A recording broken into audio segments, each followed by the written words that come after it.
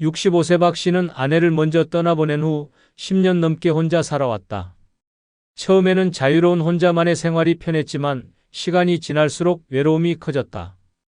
평생 같이 했던 사람 없이 늙어가는 게 이렇게 쓸쓸한 일이었나? 집안은 조용했고 밥을 차려 먹어도 대화할 사람이 없었다. 그러던 어느 날 지인의 소개로 62세 김 씨를 만났다. 비슷한 연배에 혼자 된 지 오래되었고 따뜻한 성격을 가진 사람이었다. 둘은 만나자마자 편안한 느낌을 받았다. 함께 식사를 하고 공원을 산책하며 이야기를 나누다 보니 어느새 서로에게 의지하고 싶은 감정이 생겼다. 이제 혼자 살 필요 없어요. 남은 인생 서로 의지하며 지내는 게 어때요? 김 씨의 말에 박 씨는 흔들렸다. 자식들과 주변에서는 그 나이에 재혼해서 뭐 하려고요? 그냥 혼자가 속 편해요. 라고 말렸지만 박 씨는 더 이상 외로운 노년을 보내고 싶지 않았다. 누군가와 함께하는 삶이 더 행복할 것 같다. 는 생각이 들었고 결국 재혼을 결심했다. 재혼 후 정말 행복했다. 함께 장을 보고 집안일을 나눠하고 아침에 마주 앉아 차를 마시는 시간조차 소중하게 느껴졌다. 혼자 있을 때는 느끼지 못했던 따뜻함이 있었다. 역시 사람은 혼자 사는 게 아니구나. 박 씨는 그렇게 생각하며 오랜만에 안정된 삶을 찾은 듯했다. 결혼 후 박 씨는 오랜만에 따뜻한 가정을 되찾은 기분이었다. 혼자 먹던 밥상이 이제는 두 사람의 온기로 가득했고 아침마다 나누는 짧은 대화도 하루를 기분 좋게 만들었다. 김 씨는 다정한 사람이었다. 작은 일에도 고마워요. 라고 말하며 박 씨의 손을 꼭 잡았다. 함께 장을 보러 가면 이거 당신 좋아하잖아. 라며 박 씨의 취향을 먼저 챙겼고 공원에서 산책할 때면 나란히 걸으며 이제 남은 인생 천천히 같이 가요. 라고 미소 지었다. 둘은 마치 젊은 연인처럼 지냈다. 날이 좋으면 근처 공원에 나가 벤치에 앉아 도란도란 이야기를 나눴고 비 오는 날에는 따뜻한 차 한 잔을 두고 창밖을 바라보며 시간을 보냈다. 박 씨는 이렇게 나이 들어도 사랑을 할 수 있구나. 라고 마음 깊이 행복을 느꼈다. 매일 아침 두 사람은 마주 앉아 커피를 마시며 오늘은 뭘 할까? 이야기했다. 가끔은 가까운 곳으로 여행을 떠났고 별다른 계획이 없는 날에는 집에서 팔베개를 하고 서로의 젊은 시절 이야기를 나누며 웃었다. 외롭던 지난 시간들이 무색할 정도로 박 씨는 새롭게 얻은 삶을 만끽하고 있었다. 이제 더 이상 외롭지 않았다. 누군가와 함께 살아간다는 것, 그리고 사랑을 나누며 하루하루를 보낼 수 있다는 것이 박 씨에게는 너무도 소중한 일이었다. 그는 행복했다. 아니, 적어도 그때까지는 그랬다. 하지만 그 행복은 오래가지 않았다. 어느 날 김 씨가 심한 기침을 하기 시작했다. 처음에는 단순한 감기라고 생각했다. 하지만 기침은 점점 심해졌고 밤에도 자다 말고 숨을 헐떡이며 깨어나는 일이 많아졌다. 박 씨는 걱정이 되어 병원에 가보자고 했지만 김 씨는 괜찮아요. 나이 들면 다 그래요. 라며 손사래를 쳤다. 하지만 얼마 후 피를 토하면서 쓰러지고 말았다. 급히 병원으로 달려간 박 씨는 불안한 마음으로 검사 결과를 기다렸다. 그리고 의사의 입에서 나온 한마디가 박 씨의 모든 기대를 무너뜨렸다. 말기 폐암입니다. 이미 많이 진행된 상태입니다. 박 씨는 순간 귀를 의심했다. 뭐라고요? 말기라고요? 김 씨는 당황한 기색 없이 고개를 숙이고 있었다. 그때 박 씨는 이상한 기분이 들었다. 그리고 불길한 예감이 맞아떨어졌다. 김 씨는 이미 자신이 병에 걸렸다는 사실을 알고 있었다. 병원에서 나오는 길, 박 씨는 멍한 표정으로 김 씨를 바라봤다. 이걸 알면서도 나와 결혼한 겁니까? 김 씨는 한숨을 쉬며 입을 열었다. 혼자가 너무 싫었어요. 그리고 아문 줄은 몰랐어요. 그제야 모든 것이 이해됐다. 재혼을 서두르던 이유, 건강검진을 피하던 태도, 잦은 기침까지. 박 씨는 숨이 막혀왔다. 자신이 지금까지 쌓아온 새로운 행복이 속임수 위에 세워진 모래성이었다는 사실이 충격적이었다. 하지만 이미 늦었다. 결혼 서류는 접수되었고 그는 이제 환자의 남편이었다. 병수발과 끝없는 경제적 부담, 그리고 무너지는 정신까지 박 씨의 인생은 그날부터 지옥으로 변하기 시작했다. 병원에서 돌아온 날, 박 씨는 밤새 잠을 이루지 못했다. 이제 어떻게 해야 하지? 머릿속이 복잡했다. 사랑하는 사람과 남은 시간을 함께하고 싶었지만 그가 말기암이라는 사실을 알았을 때의 충격은 너무 컸다. 결혼 전에 말이라도 해줬다면 적어도 준비는 했을 텐데. 하지만 이제 돌이킬 수 없었다. 그는 이미 이 결혼에 덫에 걸려 있었다. 김 씨의 상태는 빠르게 악화됐다. 처음에는 기침 정도였지만 며칠이 지나면서 음식을 제대로 삼키지 못하고 몸을 제대로 가누지 못하는 상황이 되었다. 병원에 다시 가자 의사는 말했다. 지금부터는 간병이 필수입니다. 환자가 스스로 움직일 수 없기 때문에 보호자가 24시간 곁에 있어야 합니다. 그 말이 끝나자마자 박 씨는 자신의 인생이 송두리째 무너지고 있다는 사실을 깨달았다. 하지만 운명이라고 생각했다. 잠시나마 내게 행복을 준 김 씨를 매몰차게 외면하기가 어려웠다. 하루 종일 병원에서 김 씨를 돌봤다. 침대에서 일으켜 세우고 식사를 떠먹이고 약을 챙겼다. 밤에도 몇 번씩 일어나 김 씨를 화장실에 데려가야 했고 기침이 심해질 때마다 등을 두드려주며 잠 한숨 제대로 자지 못하는 날이 계속됐다. 병수발이 시작된 지 한 달 만에 박 씨는 이미 탈진 상태가 되었다. 몸은 천근만근 무겁고 허리는 아프고 손목에는 파스가 떨어질 날이 없었다. 이게 내가 꿈꾸던 노년이었나? 스스로에게 묻고 또 물었다. 하지만 가장 큰 문제는 따로 있었다. 병원비였다. 김 씨는 이미 항암 치료를 받을 수 없는 상태였지만 통증을 줄이기 위해 지속적인 치료와 약물이 필요했다. 처음에는 어떻게든 감당해보자고 생각했다. 하지만 병원비는 상상을 초월했다. 검사비, 약값, 입원비까지 매달 수백만 원이 나갔다. 박 씨는 은퇴 후 모아둔 돈으로 버텨보려 했지만 통장은 급속도로 비어갔다. 결국 그는 자식들에게 전화를 걸었다. 얘들아, 아빠가 좀 힘든 상황이야. 병원비가 너무 많이 나가는데 조금이라도 도와줄 수 있겠니? 하지만 돌아온 대답은 차가웠다. 아빠, 우리가 뭐라고 했어요? 이럴 줄 몰랐어요? 처음부터 반대했잖아요. 이제 와서 우리한테 기대면 어떡해요? 박 씨는 그제야 깨달았다. 나는 이제 완전히 혼자가 되었구나. 재혼을 결심한 순간 그는 자식들과의 관계를 희생했다. 그리고 이제 병수발과 끝없는 경제적 부담 속에서 혼자 버텨야만 했다. 그렇게 그가 꿈꾸던 따뜻한 노후는 완전히 산산조각이 났다. 그를 기다리고 있는 것은 오직 끝없는 희생과 바닥을 향해 추락하는 삶뿐이었다. 박 씨는 매일 똑같은 하루를 반복하고 있었다. 병원비는 끝없이 불어나고 있었다. 남은 돈을 보며 그는 스스로에게 되물었다. 내가 왜 이 지경까지 왔을까? 더 이상 버틸 수 없었던 박 씨는 결국 자식들에게 다시 연락했다. 아빠 정말 힘들다. 딱 한 번만이라도 와서 좀 도와줄 수 없겠니? 하지만 돌아오는 대답은 냉정했다. 아빠, 우린 처음부터 말렸어요. 이제 와서 우린 손 못 대요. 그 선택 아빠가 한 거잖아요.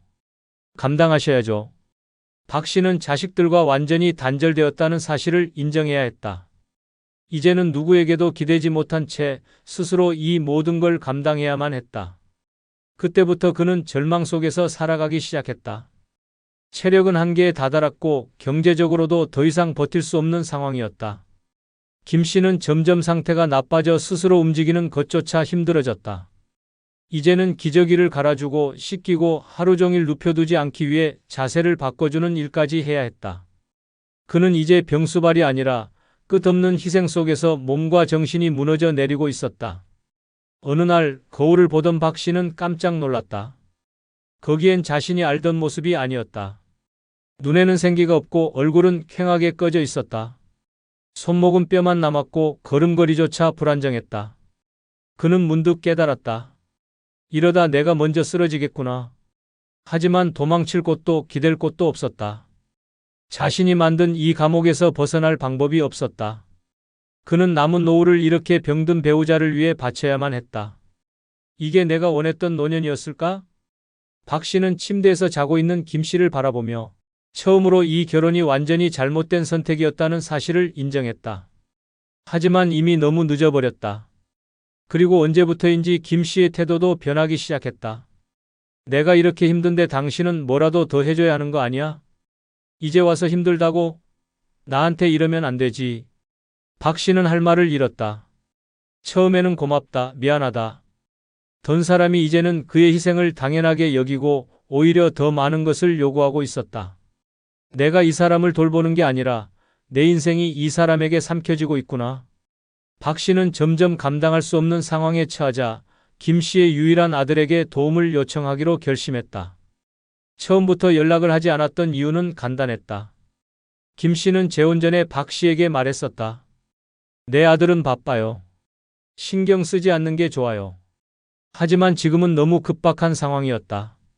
아무리 바쁘다 해도 친어머니가 말기암으로 투병하고 있다면 최소한 얼굴이라도 한번 비추지 않을까? 그런 희망을 안고 박 씨는 어렵게 연락을 했다. 자네 어머니 상태가 많이 안 좋아. 내가 혼자 돌보는 게 한계야. 잠깐이라도 와줄 수 있겠나? 하지만 돌아온 대답은 너무나 차가웠다. 제가 뭘 할 수 있겠어요? 전 병수발 같은 거 할 자신 없어요. 그리고 돈도 없고요. 솔직히 우리 사이에 정이 있는 것도 아니고 어차피 결혼하면서 아저씨가 책임지기로 한 거잖아요? 박 씨는 말문이 막혔다. 어머니가 지금 죽어가고 있는데 단 한 번도 병문안을 오지 않겠다는 말이었다. 자네 어머니야. 어떻게 이럴 수가 있어? 하지만 상대는 덤덤했다. 솔직히 어머니가 결혼할 때도 저한테 의견 묻지 않았잖아요. 전 그냥 제 삶 살고 싶어요. 그제야 박 씨는 깨달았다. 김 씨의 자식은 처음부터 아무 관심이 없었다. 그리고 이 모든 병수발과 희생은 고스란히 자신의 몫이 되었다. 박 씨는 깊이 생각한 끝에 결국 결심을 했다. 이제는 끝을 내야 한다. 그는 김 씨에게 조심스럽게 말했다. 이제 나도 더 이상 감당할 수 없어. 병원에서 남은 치료를 받는 게 어떻겠어? 하지만 김 씨는 격하게 반응했다. 당신이 나를 버리겠다는 거야? 끝까지 책임지겠다고 해놓고 이제 와서 나를 떠난다고? 박 씨는 그제야 깨달았다. 이 사람은 처음부터 내 희생을 당연하게 생각했던 거구나. 그날 밤 그는 깊은 고민 끝에 이혼을 결심했다. 처음부터 반대했던 자식들에게 어렵게 연락을 했다. 아빠, 결국 이렇게 될 줄 알았어요. 지금이라도 늦지 않았으니까 빨리 정리하세요. 자식들은 이혼 소송을 도와줄 변호사까지 직접 찾아주었다. 그리고 몇 개월 후 법원에서 이혼이 성사되었다. 박 씨는 마침내 그 감옥에서 벗어났다. 하지만 잃은 것은 너무 많았다. 건강, 돈, 자식들과의 신뢰, 그리고 노년의 평온. 그는 다시 혼자가 되었지만 이제는 과거의 자신이 아니었다. 그는 병든 몸과 빈 지갑을 가진 채 노후를 다시 시작해야만 했다. 그가 깨달은 것은 단 하나였다. 노년의 재혼은 새로운 행복이 아니라 끝없는 희생이 될 수도 있다. 그는 더 이상 후회하고 싶지 않았다. 이제 남은 삶은 오직 자기 자신을 위해 살아가기로 결심했다. 끝으로 구독과 좋아요 부탁드립니다. 다음에 더 좋은 영상으로 뵙겠습니다. 여러분들이 후회 없는 인생을 살고 싶다면 지금부터 정신을 바짝 차리셔야 합니다. 나이가 들수록 사람과의 관계가 전부라고 착각하는 순간 당신의 노후는 무너집니다. 가까운 친구라고, 오랜 지인이라고, 그래서 더 위험합니다. 그들의 부탁을 쉽게 들어주고 도움을 주다 보면 결국 피해를 보는 건 당신뿐입니다. 처음에는 이 사람은 믿을만해라고 생각하며 베풀지만 결국 관계는 깨지고 돈은 돌아오지 않고 이용만 당한 채 버려지는 일이 우리 주변에 허다합니다. 특히 65세 이후에는 아무리 친한 친구나 지인이라도 절대 베풀면 안 되는 것들이 있습니다. 그 나이에 베풀다가 망가지면 회복이 불가능하고 만약 금전적인 피해가 있다면 그 피해는 자식까지 영향을 미치기 때문입니다. 이제부터 절대 베풀어서는 안 되는 이 5가지를 알려드리겠습니다. 구독, 좋아요 누르면 시작하겠습니다. 첫 번째는 남의 감정 쓰레기통이 되는 것입니다. 어떤 사람들은 늘 불평불만을 달고 삽니다. 사는 게 힘들어. 아무도 날 이해해주지 않아. 운이 지독히도 없네. 이런 말들을 습관처럼 쏟아내며 주변 사람들에게 감정을 떠넘깁니다. 처음에는 안쓰러운 마음에 위로해주고 조용히 들어줍니다. 하지만 이것이 한두 번이 아닙니다. 상대방은 점점 더 깊숙이 자신의 감정을 털어놓고 결국 당신을 감정 쓰레기통처럼 취급하기 시작합니다. 시간이 지나면서 패턴은 반복됩니다. 전화가 오면 1시간 넘게 하소연만 듣고 만나면 온갖 부정적인 이야기들만 가득합니다. 듣고 나면 마음이 무거워지고 기운이 빠집니다. 상대방은 자신이 가벼워지는 대신 당신에게 모든 감정을 떠넘깁니다.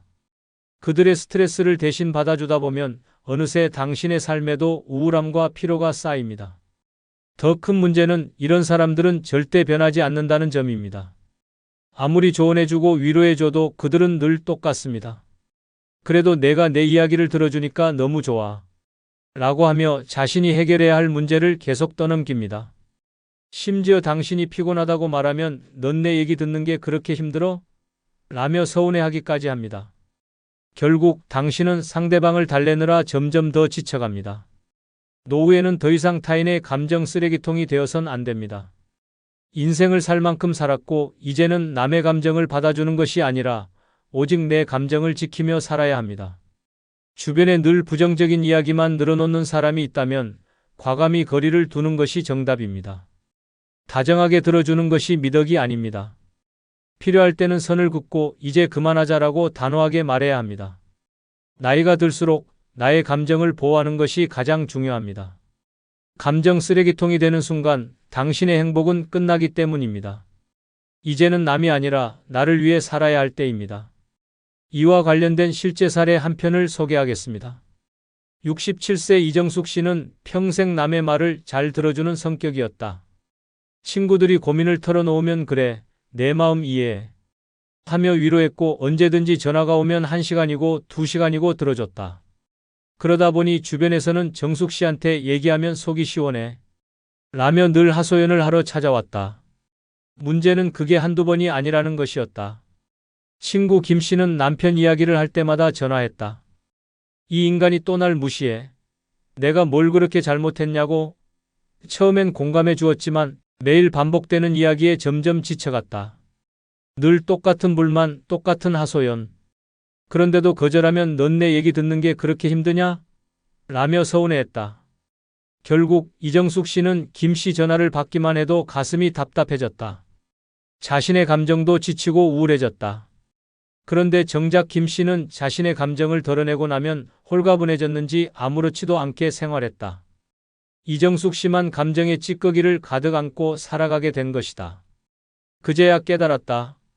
나는 이 사람의 감정 쓰레기통이었구나.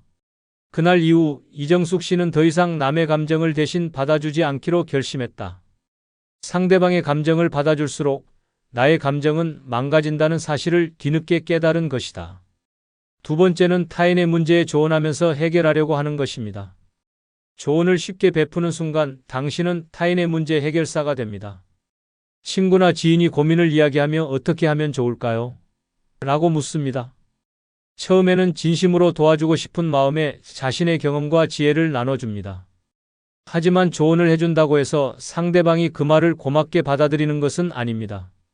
상대방이 조언을 구하는 이유는 정말 해결책이 필요해서가 아니라 자신이 듣고 싶은 말을 듣고 싶어서일 가능성이 큽니다. 만약 현실적인 조언을 하면 너무 냉정하네요. 라는 반응이 돌아옵니다. 결국 상대방은 조언을 듣고도 그대로 행동하지 않으며 나중에는 내 말 듣고 했더니 더 안 좋아졌어. 라며 오히려 책임을 돌리는 경우도 생깁니다. 조언을 많이 해주다 보면 어느새 상대방의 인생 문제까지 떠안게 됩니다. 한번 조언을 해주면 계속해서 새로운 고민을 가져오고 마치 당신이 해결해줘야 하는 것처럼 행동합니다. 나중에는 이 문제도 좀 봐줘요. 결국 친구의 인생 문제에 휘말려 감정적으로도 피곤해지고 스트레스만 쌓이게 됩니다. 더 큰 문제는 조언을 해주고 나서 상대방이 원하는 결과가 나오지 않으면 당신을 탓할 수도 있다는 점입니다. 내가 그때 그렇게 하라고 했잖아. 라며 실패의 책임을 떠넘길 수도 있습니다. 결국 처음에는 도와주려 했지만 나중에는 억울한 상황이 벌어질 가능성이 큽니다. 노년의 조언을 쉽게 베풀면 자신의 정신적인 에너지를 소모하게 됩니다. 더 이상 타인의 인생을 대신 살아줄 필요가 없습니다. 자신의 삶을 살아가기도 벅찬데 남의 고민까지 떠안는 것은 이제 그만해야 합니다. 가까운 친구라도 조언을 구하면 가볍게 웃으며 그건 내가 결정할 문제야. 라고 선을 긋는 것이 좋습니다. 타인의 인생에 개입하는 순간 당신의 평온한 노후는 사라집니다. 누구도 대신 살아줄 수 없듯이 조언도 함부로 베풀어서는 안 됩니다. 이제는 남이 아니라 나 자신을 위해 지혜를 써야 할 때입니다. 이와 관련된 실제 사례 한 편을 소개하겠습니다. 68세 김 씨는 주변에서 형님이 경험 많으시니까 한마디만 해줘요. 라는 말을 들을 때마다 기분이 좋았다. 오랜 친구들에게 조언을 해주는 것이 당연했고, 나이 들수록 그래도 내가 살아온 세월이 있으니 라는 생각에 더욱 적극적으로 의견을 내놓았다. 어느 날 친구 박 씨가 고민을 털어놨다. 우리 아들이 가게를 차리려 하는데 요즘 장사가 될까? 김 씨는 고민 없이 말했다. 무조건 해봐야지. 요즘은 소자본 창업이 대세야. 박 씨는 김 씨의 말을 믿고 아들에게 적극적으로 권했다. 하지만 몇 달 후 박 씨는 망했어. 대출까지 받아서 시작했는데 적자가 쌓이고 있어. 라며 한숨을 쉬었다. 김 씨는 미안한 마음이 들었다. 그런데 박 씨는 점점 형님이 해보라고 했잖아. 라며 원망 섞인 말을 하기 시작했다. 김 씨는 처음엔 당황했지만 곧 깨달았다. 조언은 쉽게 했지만 그 결과는 결코 가볍지 않다는 것을. 그 후로 김 씨는 남의 문제에 쉽게 개입하지 않기로 결심했다. 조언을 해주는 순간 상대방은 그것을 책임 있는 답변으로 받아들이고 실패했을 때는 그 책임을 떠넘기기도 한다. 결국 타인의 인생에 쉽게 의견을 내는 것은 위험한 일이라는 걸 깨달은 것이다. 세 번째는 다른 사람의 일을 대신해 주는 것입니다. 살다 보면 친구나 지인이 이거 좀 도와줄 수 있어? 한 번만 대신해 줘. 라며 가볍게 부탁하는 일이 많습니다. 처음에는 별거 아닌 것 같아 도와주지만 그 순간부터 당신은 누군가의 무료 노동자로 전락할 가능성이 큽니다. 특히 65세 이후에는 당신의 시간이 가장 소중한 자산입니다. 그런데도 누군가는 어차피 할 일 없잖아. 라는 말로 당신의 시간을 자기 마음대로 쓰려 합니다. 동네 친구가 나 대신 은행 좀 다녀와 줘. 라고 부탁하면 처음엔 사소한 일처럼 보일 수 있습니다. 하지만 한번 도와주면 그 다음부터는 계속해서 반복됩니다. 문제는 여기서 끝나지 않습니다. 시간이 지나면 부탁이 점점 커지고 결국엔 상대방이 그것을 당연한 일로 받아들인다는 것입니다. 처음엔 고마워라고 했던 사람이 나중엔 이번에도 좀 해줘라는 식으로 태도를 바꿉니다. 당신이 거절하면 오히려 서운해하고 마치 의무라도 있는 것처럼 불편한 관계가 될 수도 있습니다. 더 심각한 경우 상대방은 당신의 호의를 이용해 돈이 드는 일까지 부탁할 수도 있습니다. 가령 내 대신 이거 좀 사서 보내줘. 같은 일이 반복되다 보면 결국 금전적 손실까지 발생할 수 있습니다. 하지만 상대방은 절대 고마워하지 않습니다. 오히려 그냥 해주면 되잖아. 라며 점점 더 무리한 요구를 합니다. 노후에는 당신이 해야 할 일만 해야 합니다. 남을 도와주는데 시간을 빼앗기다 보면 정작 자신을 위해 써야 할 시간과 에너지가 사라집니다. 주변에서 부탁이 들어올 때마다 이건 내가 할 일이 아니다라고 분명히 선을 긋는 것이 중요합니다. 다른 사람의 일을 대신하는 순간 당신의 자유로운 삶은 끝이 납니다. 이제는 누군가의 일을 대신해주는 사람이 아니라 오직 나를 위해 살아야 할 때입니다. 남이 아니라 나의 시간을 가장 소중하게 여겨야 합니다. 이와 관련된 실제 사례 한 편을 소개하겠습니다. 70세 김순자 씨는 평생 남 도와주는 걸 당연하게 여겼다. 주변에서 부탁하면 거절하기 어려웠고 내가 할 수 있는 일이면 해줘야지 라는 마음으로 늘 남의 일을 대신해 주었다. 하지만 그것이 자신의 노후를 갉아먹는 일이라는 걸 깨닫기까지는 오랜 시간이 걸렸다. 어느 날 이웃 박 씨가 찾아와 인터넷 주문하는 걸 잘 모르겠는데 좀 도와줘. 라고 부탁했다. 별일 아니라 생각하고 대신 주문해줬다. 그런데 그 다음부터가 문제였다. 이것도 좀 사주면 안 돼? 나 이번에 보험 갱신해야 하는데 서류 좀 챙겨줄 수 있어? 부탁은 점점 늘어났고 마치 김 씨가 박 씨의 개인 비서가 된 듯한 기분이 들었다. 처음엔 사소한 도움이라 생각했지만 점점 박 씨의 태도가 변했다. 지난번에도 도와줬잖아? 라며 당연하게 요구하기 시작했다. 거절하려고 하면 그럼 내가 누구한테 부탁해? 라며 불편한 기색을 보였다. 결국 김 씨는 남을 돕느라 자신이 해야 할 일은 뒤로 밀려났고 노후의 소중한 시간이 점점 사라지고 있었다. 그제야 깨달았다. 남의 일을 대신해주는 순간 내 삶은 내 것이 아니게 된다. 김 씨는 결국 박 씨에게 앞으로는 직접 배우는 게 좋을 것 같아 라며 단호하게 선을 그었다. 이제는 내 인생의 주인은 나라는 걸 깨닫고 더 이상 남의 삶을 대신 살아주지 않기로 결심했다. 네 번째는 사람을 믿고 작은 돈이라도 쉽게 빌려주는 것입니다. 네 번째는 사람을 믿고 작은 돈이라도 쉽게 빌려주는 것입니다.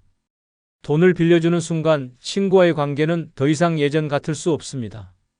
아무리 가까운 사이라도 돈이 오가면 그 관계는 친구가 아닌 채권자와 채무자로 변합니다. 처음에는 고맙다 라고 말하며 미안해하던 사람이 시간이 지나면서 점점 태도가 변합니다. 조금만 더 기다려줘 라는 말이 반복되고 어느 순간 연락이 뜸해지더니 결국엔 아예 잠수를 타는 경우도 허다합니다. 돈을 빌려줬을 때 가장 큰 문제는 단순한 금전 손실이 아니라 배신감과 후회입니다. 65세 이후에는 다시 돈을 벌 기회가 많지 않습니다. 젊을 때 한번 잃어도 다시 회복할 가능성이 있지만 은퇴 후에는 잃은 돈을 채울 방법이 거의 없습니다. 친구가 돈을 빌리러 온다는 것은 이미 그 사람도 경제적으로 어려운 상태라는 뜻입니다. 돌려받지 못할 가능성이 크다는 걸 의미합니다. 결국 상대방도 갚을 능력이 없는 돈을 빌리는 것이며 시간이 지날수록 변명만 늘어날 뿐입니다. 작은 돈이라도 빌려주면 인간관계도 변합니다. 처음엔 돕겠다는 마음으로 빌려줬지만 시간이 지나면서 빌린 사람은 미안한 감정보다 부담감이 커집니다. 그러면서 점점 멀어지고 결국에는 관계를 끊어버리기도 합니다. 돈이 얽히는 순간 평생 이어온 인연도 한순간에 무너질 수 있습니다. 가장 현명한 방법은 애초에 돈을 빌려주지 않는 것입니다. 친구가 급하다고 호소해도 나도 여유가 없다 며 단호하게 거절해야 합니다. 만약 정말 도와주고 싶다면 빌려주는 것이 아니라 그냥 줄 수 있는 만큼만 주는 것이 최선입니다. 하지만 그것조차도 조심해야 합니다. 한번 도와주면 다음에도 또 부탁할 가능성이 높아지기 때문입니다. 돈이 들어간 관계는 더 이상 순수한 친구 관계가 아닙니다. 65세 이후에는 내 돈을 지키는 것이 곧 내 노후를 지키는 길입니다. 아무리 가까운 친구라도 절대 작은 돈이라도 쉽게 빌려주는 일은 없어야 합니다. 이와 관련된 실제 사례 한 편을 소개하겠습니다. 70세 이경자 씨는 평생 사람을 믿고 살아왔다. 가까운 친구가 어려움을 호소하면 이 정도는 도와줘야지 라는 생각으로 선뜻 손을 내밀었다. 하지만 작은 돈이라도 쉽게 빌려주는 것이 얼마나 위험한 일인지 깨닫게 된 건 너무 늦은 후였다. 오랜 친구 박 씨가 다급하게 찾아왔다. 이번 달 생활비가 좀 부족해서 그러는데 50만 원만 빌려주면 안 될까? 이 씨는 큰 돈도 아니고 한 달이면 갚겠다는 말에 흔쾌히 돈을 건넸다. 하지만 한 달이 지나도 돈은 돌아오지 않았다. 조심스럽게 연락했더니 다음 달엔 꼭 갚을게 라는 대답만 돌아왔다. 몇 개월이 지나자 박 씨는 점점 연락을 피하기 시작했다. 결국 돈은 받지도 못하고 평생 알고 지낸 친구와의 관계까지 깨져버렸다. 더 충격적인 건 박 씨가 다른 친구들에게도 같은 방식으로 돈을 빌려 다녔다는 사실이었다. 그제야 깨달았다. 작은 돈이라도 빌려주는 순간 돈뿐만 아니라 신뢰도 함께 잃게 된다. 이경자 씨는 뒤늦게 후회하며 다짐했다. 앞으로는 절대 돈을 쉽게 빌려주지 않겠다. 내 노후를 지키는 것이 더 중요하다. 다섯 번째는 자신의 시간을 쉽게 내어주는 것입니다. 친구나 지인이 시간 좀 내줄 수 있어요? 라며 부탁하는 일이 많아집니다. 처음에는 작은 부탁처럼 보입니다. 병원 갈 때 좀 데려다 줄 수 있어요? 서류 좀 대신 내줄 수 있어요? 집안일 좀 도와줄 수 있어요? 같은 요청을 몇 번 들어주다 보면 상대방은 점점 더 많은 것을 요구하기 시작합니다. 시간을 베푸는 순간 상대방은 그것을 당연하게 여깁니다. 이 정도는 해줄 수 있는 거 아니야? 라는 태도로 변하면서 점점 더 무리한 부탁을 하게 됩니다. 처음에는 간단한 심부름이었지만 나중에는 한 달만 도와달라 는 식으로 부담이 커집니다. 시간이 갈수록 부탁은 끝이 없고 거절하면 오히려 서운하다는 반응을 보입니다. 결국 자신의 시간을 잃고 마음의 짐까지 떠안게 됩니다. 노후에는 남을 위해 희생할 시간이 없습니다. 젊었을 때는 어쩔 수 없이 가족과 일, 사회적인 관계에 시간을 써야 했지만 이제는 온전히 자신을 위해 시간을 써야 할 때입니다. 누구를 위해 시간을 내주기보다는 그 시간을 스스로 즐기고 행복을 찾는 것이 더 중요합니다. 나도 바쁩니다. 라는 말을 입에 달고 살아야 합니다. 시간이 많아 보인다고 해서 쉽게 내주면 결국 나를 위해 쓸 시간은 사라집니다. 상대방이 서운해할까봐 거절하지 못하는 사람들이 많습니다. 하지만 거절하지 못하면 점점 더 많은 요구가 들어옵니다. 한 번 시간을 내주면 다음번에는 더 큰 부탁이 이어집니다. 그리고 거절하는 순간 오히려 예전에는 잘 해주더니 왜 이젠 안 해줘요? 라며 원망을 듣는 경우도 생깁니다. 결국 처음에는 도움을 줬지만 나중에는 관계까지 틀어지는 상황이 벌어집니다. 노년의 시간은 무엇보다 소중합니다. 젊었을 때는 일과 가족을 위해 시간을 바쳤지만 이제는 자신을 위해 남은 시간을 써야 합니다. 무조건적인 희생은 결국 후회로 돌아옵니다. 아무리 가까운 사이라도 자신의 시간을 쉽게 내주는 것은 피해야 합니다. 노후에는 무엇보다 내 시간이 가장 소중하다 는 생각을 가져야 합니다. 65세 이후에는 아무리 친한 친구나 지인이라도 함부로 베풀어서는 안 됩니다. 한번 베풀기 시작하면 상대방은 그것을 당연하게 여기고 점점 더 많은 것을 요구하게 됩니다. 처음에는 작은 부탁이었지만 결국에는 시간, 돈, 감정까지 소모하며 스스로를 희생하게 되는 상황이 벌어집니다. 오랜 인연인데 이 정도는 해줘야 하지 않을까? 라는 생각이 들 수 있습니다. 하지만 노후는 더 이상 타인을 위해 사는 시간이 아닙니다. 젊었을 때는 가족과 일, 주변 사람들에게 신경 쓰며 살아왔지만 이제는 온전히 나를 위해 살아야 하는 때입니다. 나 자신을 돌보지 않고 남에게 베풀다 보면 결국 남은 인생을 후회 속에 보내게 될 가능성이 큽니다. 무엇보다 중요한 것은 내 것을 지키는 것입니다. 돈을 빌려주고 시간을 내주고 감정을 받아주고 남의 책임까지 대신 지는 순간 내 인생은 점점 타인의 것이 되어 갑니다. 친구가, 지인이, 가족이 서운해할까봐 계속 베풀다 보면 결국 나를 위한 시간과 여유는 사라지고 남이 원하는 대로 끌려다니는 삶이 될 수 있습니다. 이제는 단호해져야 합니다. 내가 먼저입니다. 미안하지만 안 된다. 나는 나를 위해 살아야 한다.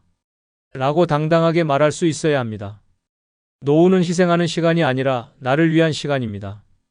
더 이상 남을 위해 살지 말고 온전히 나 자신을 위해 살아야 합니다. 구독과 좋아요 부탁드립니다. 감사합니다. 다 부질없다. 늙어서 혼자 살 준비하지 않으면 남은 인생이 지옥이 될 수도 있습니다. 많은 사람들이 나이 들면 누군가와 함께 살아야 외롭지 않다. 혼자 사는 건 불가능하다. 라고 생각합니다. 하지만 현실은 다릅니다. 재혼으로 행복을 꿈꿨다가 병수발에 허덕이고 자식에게 기대다가 갈등 속에 인생을 망치는 사례는 셀 수 없이 많습니다. 결국 가장 큰 문제는 노년에 무엇을 준비했느냐에 달려 있습니다. 혼자 살아가는 건 외로울 것 같지만 사실 제대로 준비만 한다면 자유롭고 만족스러운 삶을 누릴 수 있는 최고의 선택이 될 수 있습니다. 그런데 많은 사람들이 그 준비가 뭔데? 라는 질문에 제대로 답하지 못합니다. 노년에 혼자 살기 위해 필요한 건 단순한 집 한 채나 돈 몇 푼이 아닙니다.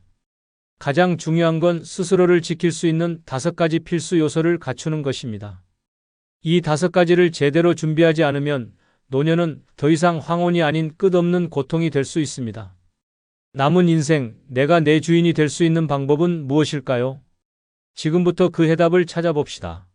구독, 좋아요 누르시면 시작하겠습니다. 첫 번째, 이기심입니다. 노년에는 적당한 이기심을 갖추는 것이 생존의 기술이자 행복의 비결입니다. 많은 사람들은 나이가 들수록 자신을 희생하려는 경향이 강해집니다. 이 나이에 내가 뭘 더 바라겠어? 그냥 남들한테 잘하면 돼. 라고 스스로를 합리화하며 자신을 위해 살아가는 법을 잊어버립니다. 하지만 이기심 없이 남만 위해 사는 노년은 결국 상처와 후회로 점철된 삶으로 끝날 수 있습니다. 68세 김 씨는 자식들에게 모든 걸 희생하며 살아왔습니다. 은퇴 후에도 자식들의 부탁에 그래, 내가 도와줄게. 라며 남은 자금을 끌어모아 지원했습니다. 그런데 시간이 지나자 자식들의 태도는 점점 변했습니다. 엄마, 이번에 조금 더 빌려줘. 라는 말이 반복되었고 갚지 않는 돈은 쌓여만 갔습니다. 결국 김 씨의 통장은 텅 비었고 남은 노후는 더 이상 자신을 위한 시간이 아니었습니다. 나는 이렇게까지 희생했는데 왜 나만 이렇게 외롭고 힘든 걸까? 이기심 없이 살아가는 노년은 주변 사람들에게 당연한 존재가 됩니다. 당신이 도와주는 것을 거절하지 않는 순간 그 도움은 끝이 없습니다. 처음에는 감사하던 사람들이 점점 당신의 희생을 당연하게 여기고 나중에는 그것조차 불평하는 상황까지 벌어질 수 있습니다. 나이가 들수록 더 많이 베풀어야 한다. 라는 말은 잘못된 생각입니다. 이기심이란 타인을 외면하거나 배척하는 것이 아닙니다. 내가 내 삶의 주인이 되는데 필요한 건강한 방어선을 만드는 것입니다. 아무리 가까운 사람이라도 내 행복과 존엄성을 해칠 정도로 희생할 필요는 없습니다. 노년의 이기심을 갖추기 위해 가장 중요한 것은 아니요라고 말하는 연습입니다. 자식이나 친구가 도움을 요청하더라도 내가 감당할 수 없는 부탁이라면 단호히 거절해야 합니다. 내가 여유가 없어서 도와줄 수 없어. 이라고 말하는 것은 이기적인 행동이 아니라 내 삶을 지키는 현명한 선택입니다. 또한 나 자신이 먼저다. 라는 마음가짐이 필요합니다. 자식들이 어렵다고 해도 친구가 도움을 요청한다고 해도 내 건강과 재정이 우선입니다. 내가 무너지면 그들을 돕는 것도 불가능해집니다. 이기심은 내가 행복하기 위해 필요한 최소한의 보호막입니다. 그것이 없다면 노년은 끝없는 희생과 배신의 연속이 될 수 있습니다. 주변 사람들을 도우면서도 내가 지킬 선을 정하는 것, 그리고 그 선을 넘어서는 요구에는 단호히 거절하는 것, 그것이 진정한 이기심의 힘입니다. 나 자신을 지키지 않으면 아무도 나를 지켜주지 않는다. 노년의 이기심은 이기적인 행동이 아니라 내 삶을 존중하는 가장 큰 지혜입니다. 지금부터라도 내 인생의 우선순위를 나 자신으로 바꾸십시오. 그것이 당신을 진정으로 행복하게 만들 것입니다. 두 번째, 돈입니다. 노년에 가장 중요한 건 돈입니다. 돈이 없다면 노년은 끝없는 고통의 시작이 될 뿐입니다. 나이 들수록 건강은 점점 나빠지고 예상치 못한 병원비와 생활비가 쌓여갑니다. 난 건강하니까 괜찮아. 라고 생각하며 돈의 중요성을 과소평가한다면 뒤늦게 그 대가를 혹독하게 치르게 됩니다. 돈이 없으면 선택의 자유도 없고 존엄성도 지킬 수 없습니다. 한 예로 70세 김 씨는 젊었을 때 아이들 교육과 가족을 위해 모든 걸 희생하며 살아왔습니다. 내가 힘들어도 애들이 잘 되면 다 보람 있는 거야. 라는 생각으로 모아둔 돈을 전부 자식들에게 지원했습니다. 하지만 정작 자신이 병에 걸렸을 때 자식들은 우리도 지금 사정이 어려워요. 라며 등을 돌렸습니다.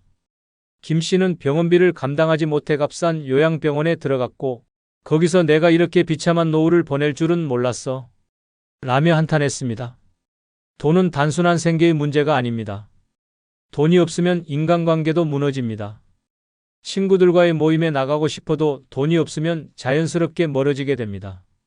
나중에 모아둔 돈이야 뭐 필요하겠어? 라고 생각한다면 나이가 들어서야 깨닫게 될 것입니다.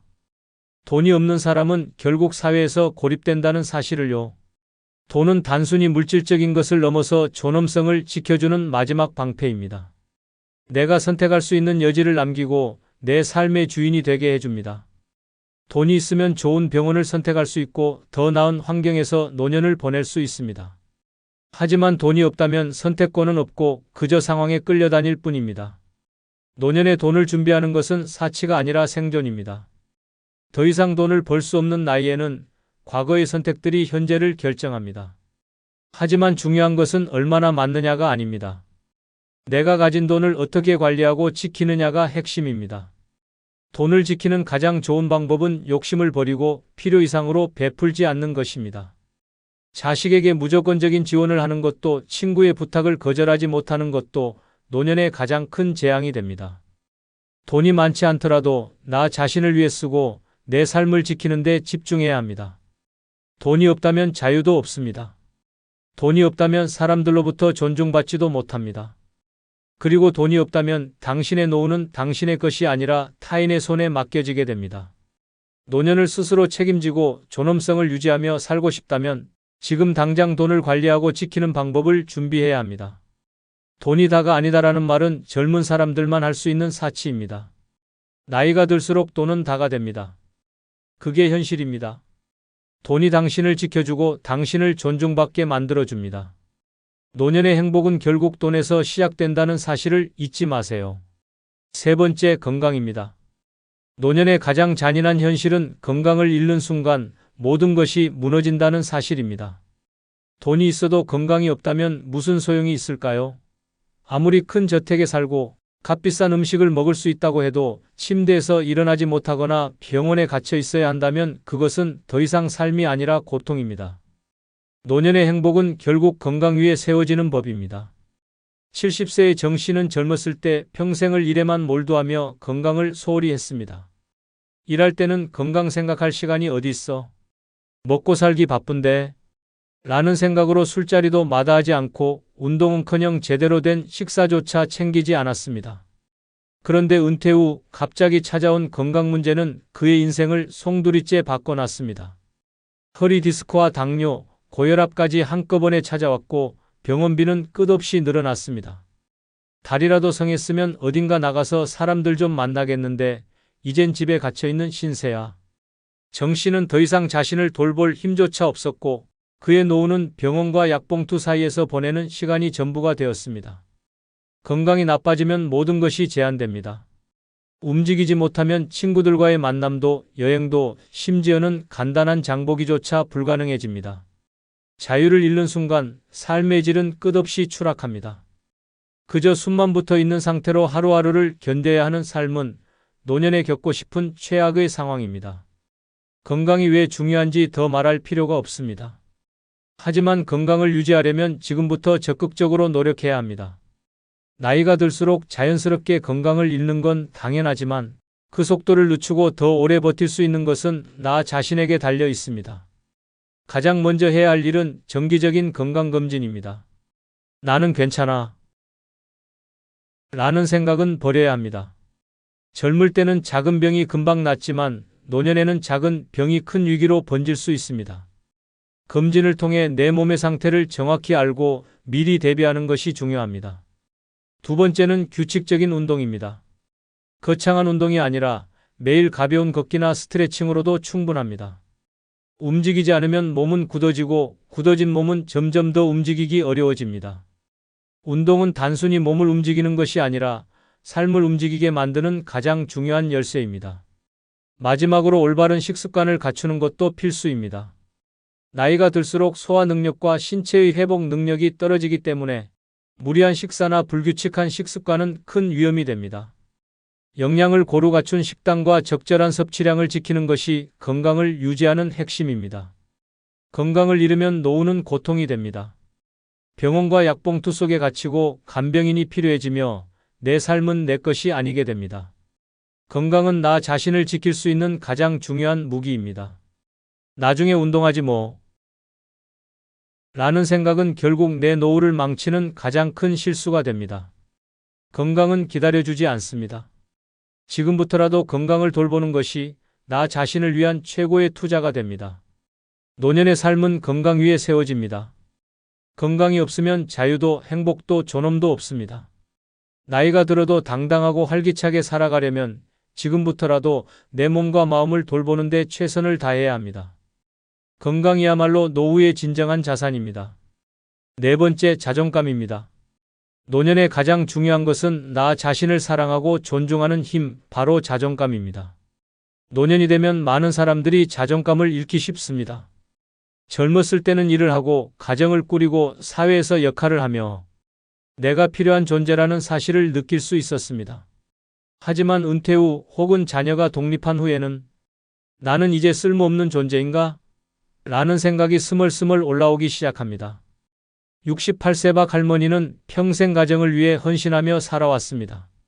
자녀들을 뒷바라지하고 남편을 위해 살림을 꾸렸지만 나이가 들어 남편이 세상을 떠나고 자녀들이 각자 가정을 꾸리자 그녀는 텅 빈 집에 홀로 남겨졌습니다. 내가 여기서 뭘 하고 있지? 스스로에게 물어보며 점점 우울해졌습니다.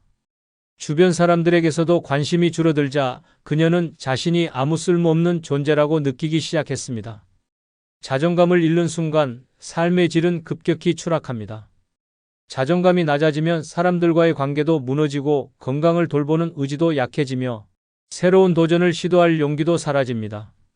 자존감은 노년의 삶을 지탱하는 가장 기본적인 에너지입니다. 그렇다면 노년의 자존감을 지키고 높이는 방법은 무엇일까요? 첫째, 스스로를 돌보는 시간을 가져야 합니다. 나를 위한 작은 사치, 예를 들어 좋아하는 옷을 사 입거나 미용실에 가서 스타일을 바꾸는 것만으로도 자존감이 달라집니다. 나를 외적으로 가꾸는 것은 단순히 남들에게 잘 보이기 위한 것이 아니라 내가 나 자신을 소중히 여긴다는 메시지를 내게 전달하는 행위입니다. 둘째, 과거의 후회에 얽매이지 말아야 합니다. 나이가 들수록 그때 이렇게 했어야 했는데 라는 후회가 떠오를 수 있습니다. 하지만 과거는 이미 지나간 일입니다. 과거에 얽매이기보다는 지금부터라도 새로운 목표를 세우고 작은 성취를 이루는 데 집중해야 합니다. 셋째, 나만의 의미 있는 활동을 찾아야 합니다. 취미나 봉사활동 혹은 작은 일이라도 내가 즐길 수 있는 무언가를 하는 것이 중요합니다. 나는 아직 세상에 기여할 수 있는 존재다. 라는 느낌은 자존감을 높이는 데 결정적인 역할을 합니다. 넷째, 다른 사람의 시선을 의식하지 않아야 합니다. 노년에는 자꾸 이 나이에 이런 걸 하면 이상하게 보지 않을까? 라는 생각이 들기 쉽습니다. 하지만 남의 시선은 내 삶에 아무런 영향을 미치지 않습니다. 중요한 것은 내가 좋아하고 나를 행복하게 하는 일이 무엇이냐는 점입니다. 노년의 자존감은 더 이상 타인에게 의존하는 것이 아닙니다. 누군가의 칭찬이나 인정이 없어도 나는 나 자신을 사랑하고 존중할 수 있어야 합니다. 자존감은 나를 지키는 가장 강력한 방패이며 나를 앞으로 나아가게 하는 가장 큰 원동력입니다. 이 나이에 뭐가 중요하겠어? 라는 생각은 이제 버리십시오. 당신은 여전히 소중하고 여전히 빛나는 존재입니다. 자존감을 지키는 것은 노년을 활기차고 행복하게 만드는 가장 중요한 열쇠입니다. 지금부터라도 나 자신을 소중히 여기고 스스로를 사랑하는 법을 배워야 합니다. 자존감이 없으면 노년은 흔들리는 나무처럼 외로움과 불안에 시달릴 것입니다. 그러나 자존감이 있다면 어떤 상황에서도 당당하고 행복한 삶을 살아갈 수 있습니다. 당신은 지금도 충분히 가치 있는 사람입니다. 다섯 번째, 쓸모없는 인간관계의 정리입니다. 노년에는 진정으로 가치 있는 관계만 남겨야 합니다. 젊었을 때 우리는 인간관계가 많을수록 든든하다고 믿었습니다. 직장 동료, 동네 이웃, 자녀, 친구, 부모까지 끊임없이 관계를 맺으며 살았습니다. 하지만 은퇴 후 자녀가 독립하고 나면 대부분의 관계는 더 이상 필수가 아닙니다. 오히려 끊지 못한 인간관계가 당신의 시간과 에너지를 갉아먹는 짐이 됩니다. 억지로 유지하는 관계는 공허함만 남깁니다. 가끔씩 불편한 모임에 나가고 의미 없는 대화를 이어가다 보면 정작 나를 위해 써야 할 시간은 점점 줄어듭니다. 이런 관계들은 내가 힘들 때 도움을 줄 사람도 아니고 내 삶에 진정한 가치를 더해주지도 못합니다. 노년은 관계를 정리하고 가벼워져야 할 때입니다. 쓸모없는 인간관계를 끊으면 진정으로 소중한 관계가 빛을 발합니다. 내가 어려울 때 진심으로 곁에 있어줄 단 몇 명의 친구만으로도 충분합니다. 물론 관계를 끊는 일은 쉽지 않습니다. 하지만 내가 행복하지 않은 관계라면 과감히 정리해야 합니다. 내 삶은 나를 위해 살아가는 것입니다. 쓸모없는 관계를 정리하면 남은 시간을 온전히 나를 위해 쓸 수 있습니다. 노년의 인간관계는 양이 아니라 질입니다. 진짜 필요한 사람들과 함께하며 내 삶을 더 가볍고 행복하게 만들어 보세요. 70세 김 씨는 퇴직 후에도 다양한 모임과 인간관계를 유지하려고 애썼습니다. 늙어서 외로워지면 큰일이니까 라는 생각 때문이었습니다. 그는 매주 동창회에 나가고 동네 사람들과의 모임에도 빠지지 않았습니다. 하지만 시간이 지날수록 그 관계들이 자신을 행복하게 해주지 않는다는 사실을 깨달았습니다. 이 사람들과 만나면 항상 똑같은 얘기뿐이야. 어디가 아프다, 누가 잘됐다, 누가 못됐다. 어느 순간 김 씨는 깨달았습니다. 이 많은 관계가 내게 진정 필요한가? 진짜 필요한 순간, 예를 들어 몸이 아프거나 정신적으로 힘들 때, 그 모임 사람들 중 누구도 진심으로 그의 곁에 있어 주지 않았습니다. 대신 그는 의외로 가까운 친구 한 명이 병원에 데려가 주고 함께 고민을 나눠줬던 기억을 떠올렸습니다. 내가 아프거나 힘들 때 진짜로 내 옆에 있어줄 사람은 단 한두 명이면 충분하다. 쓸모없는 인간관계를 끊는 것은 단순히 사람을 멀리하는 것이 아닙니다. 내게 진정한 가치를 주는 관계를 남기고 나를 소모시키는 관계를 정리하는 것입니다. 노년에는 시간과 에너지가 가장 소중한 자원입니다. 아무 의미 없는 모임에 나가고 거칠에만 있는 관계를 유지하려고 애쓰는 것은 그 자원을 낭비하는 일일 뿐입니다. 그렇다고 모든 관계를 끊으라는 뜻은 아닙니다. 내가 아플 때 혹은 정말 외로울 때 진심으로 곁에 있어줄 사람 몇 명만 남기면 됩니다. 중요한 것은 숫자가 아니라 질입니다. 쓸모없는 인간관계를 정리하려면 먼저 내게 어떤 감정을 주는지 점검해야 합니다. 만났을 때 스트레스를 주거나 억지로 유지하려고 애쓰는 관계는 과감히 끊어야 합니다. 진정한 친구라면 서로의 삶을 존중하며 자연스럽게 이어지는 법입니다. 노년에는 주변의 거칠의 관계를 모두 정리하고 진짜 내게 필요한 사람들과 깊은 유대를 맺는 것이 중요합니다. 그런 친구 한 두 명만으로도 외롭지 않은 노년을 보낼 수 있습니다. 그들이 내 곁에 있는 한 나는 절대로 고립되지 않을 것입니다. 쓸모없는 관계를 끊어야 진정한 관계가 빛을 발한다. 지금 당장 내 인간관계를 돌아보고 내게 정말 필요한 사람만 남기세요. 그것이 노년을 자유롭고 행복하게 만들어줄 가장 큰 비결입니다. 늙어서 혼자 사는 것이 두렵고 외로울 것 같다는 생각이 들 수도 있습니다. 하지만 진정으로 중요한 5가지를 준비하면 노년은 누구보다 자유롭고 당당하게 살아갈 수 있는 최고의 시간이 됩니다.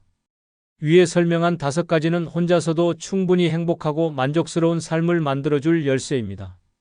지금까지는 가족과 사회를 위해 헌신하며 살아왔다면 이제는 오롯이 자신을 위한 삶을 살아야 할 때입니다. 혼자라서 외로운 것이 아니라 준비되지 않은 채로 혼자가 되면 외로워진다. 라는 사실을 기억하세요. 노년은 끝이 아닙니다. 새로운 도전과 성장을 시작할 수 있는 시간입니다. 내 삶의 주인이 되어 내 선택과 의지로 하루하루를 채워나가는 것. 그것이야말로 진정한 행복의 시작입니다. 용기를 내십시오. 지금부터라도 자신을 위한 준비를 시작한다면 당신의 노년은 누구보다 찬란히 빛날 것입니다. 혼자서도 충분히 행복하고 혼자여서 더 자유로운 인생이 당신을 기다리고 있습니다. 마지막으로 구독, 좋아요 부탁드립니다. 돈 없으면 노후가 불행하다? 아닙니다. 돈 없어도 찬란한 노후를 보내는 방법이 있습니다.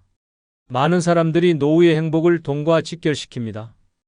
돈 없으면 병원도 못 가고 여행도 못 가고 그저 외롭고 힘든 삶을 살게 될 거야.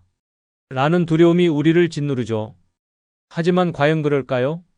돈이 없으면 정말로 행복한 노후를 꿈꿀 수 없는 걸까요? 그렇지 않습니다. 돈이 전부가 아닙니다. 물론 돈이 있으면 선택의 폭이 넓어지고 안정감을 느낄 수 있습니다. 하지만 세상에는 돈 없이도 삶을 찬란하게 만드는 힘이 있습니다. 그것은 바로 마음의 여유와 삶의 태도입니다. 돈은 없어도 행복을 선택하는 사람들은 주변의 작은 것에서 기쁨을 찾고 자신을 위한 소소한 즐거움을 만들어갑니다. 정원을 가꾸고 무료 프로그램에 참여하며 산책을 즐기는 것만으로도 노후는 충분히 찬란해질 수 있습니다. 결국 노후의 행복은 돈이 아니라 어떻게 살아가느냐에 달려 있습니다. 그렇다면 돈 없이도 찬란한 노후를 보내는 방법은 무엇일까요? 지금부터 그 해답을 알려드리겠습니다. 먼저 영상 시작 전에 좋아요 누르면 시작하겠습니다. 돈 없어도 찬란한 노후를 보내는 첫 번째 비결은 행복은 돈에서 나오지 않는다. 입니다. 노후가 다가오면 많은 사람들이 걱정부터 합니다. 돈이 없으면 어떻게 살지? 병원비도 없고 여행도 못 가고 뭐 하나 할 수 있는 게 없을 텐데. 하지만 이런 생각은 잘못된 선입견입니다. 돈이 없어도 충분히 행복하고 찬란한 노후를 보낼 수 있는 방법이 있습니다. 68세 김 씨는 평생 직장 생활을 했지만 은퇴 후 남은 재산은 크지 않았습니다. 자식들에게 지원을 하느라 저축은 거의 없었고 한 달 연금은 빠듯한 생활비를 간신히 충당하는 정도였습니다. 처음에는 그 사실에 좌절했습니다. 내 인생은 이제 끝났어. 그냥 이렇게 버티다 죽는 거지. 하지만 김 씨는 곧 깨달았습니다. 돈 없이도 행복해질 수 있는 방법이 있다는 것을요.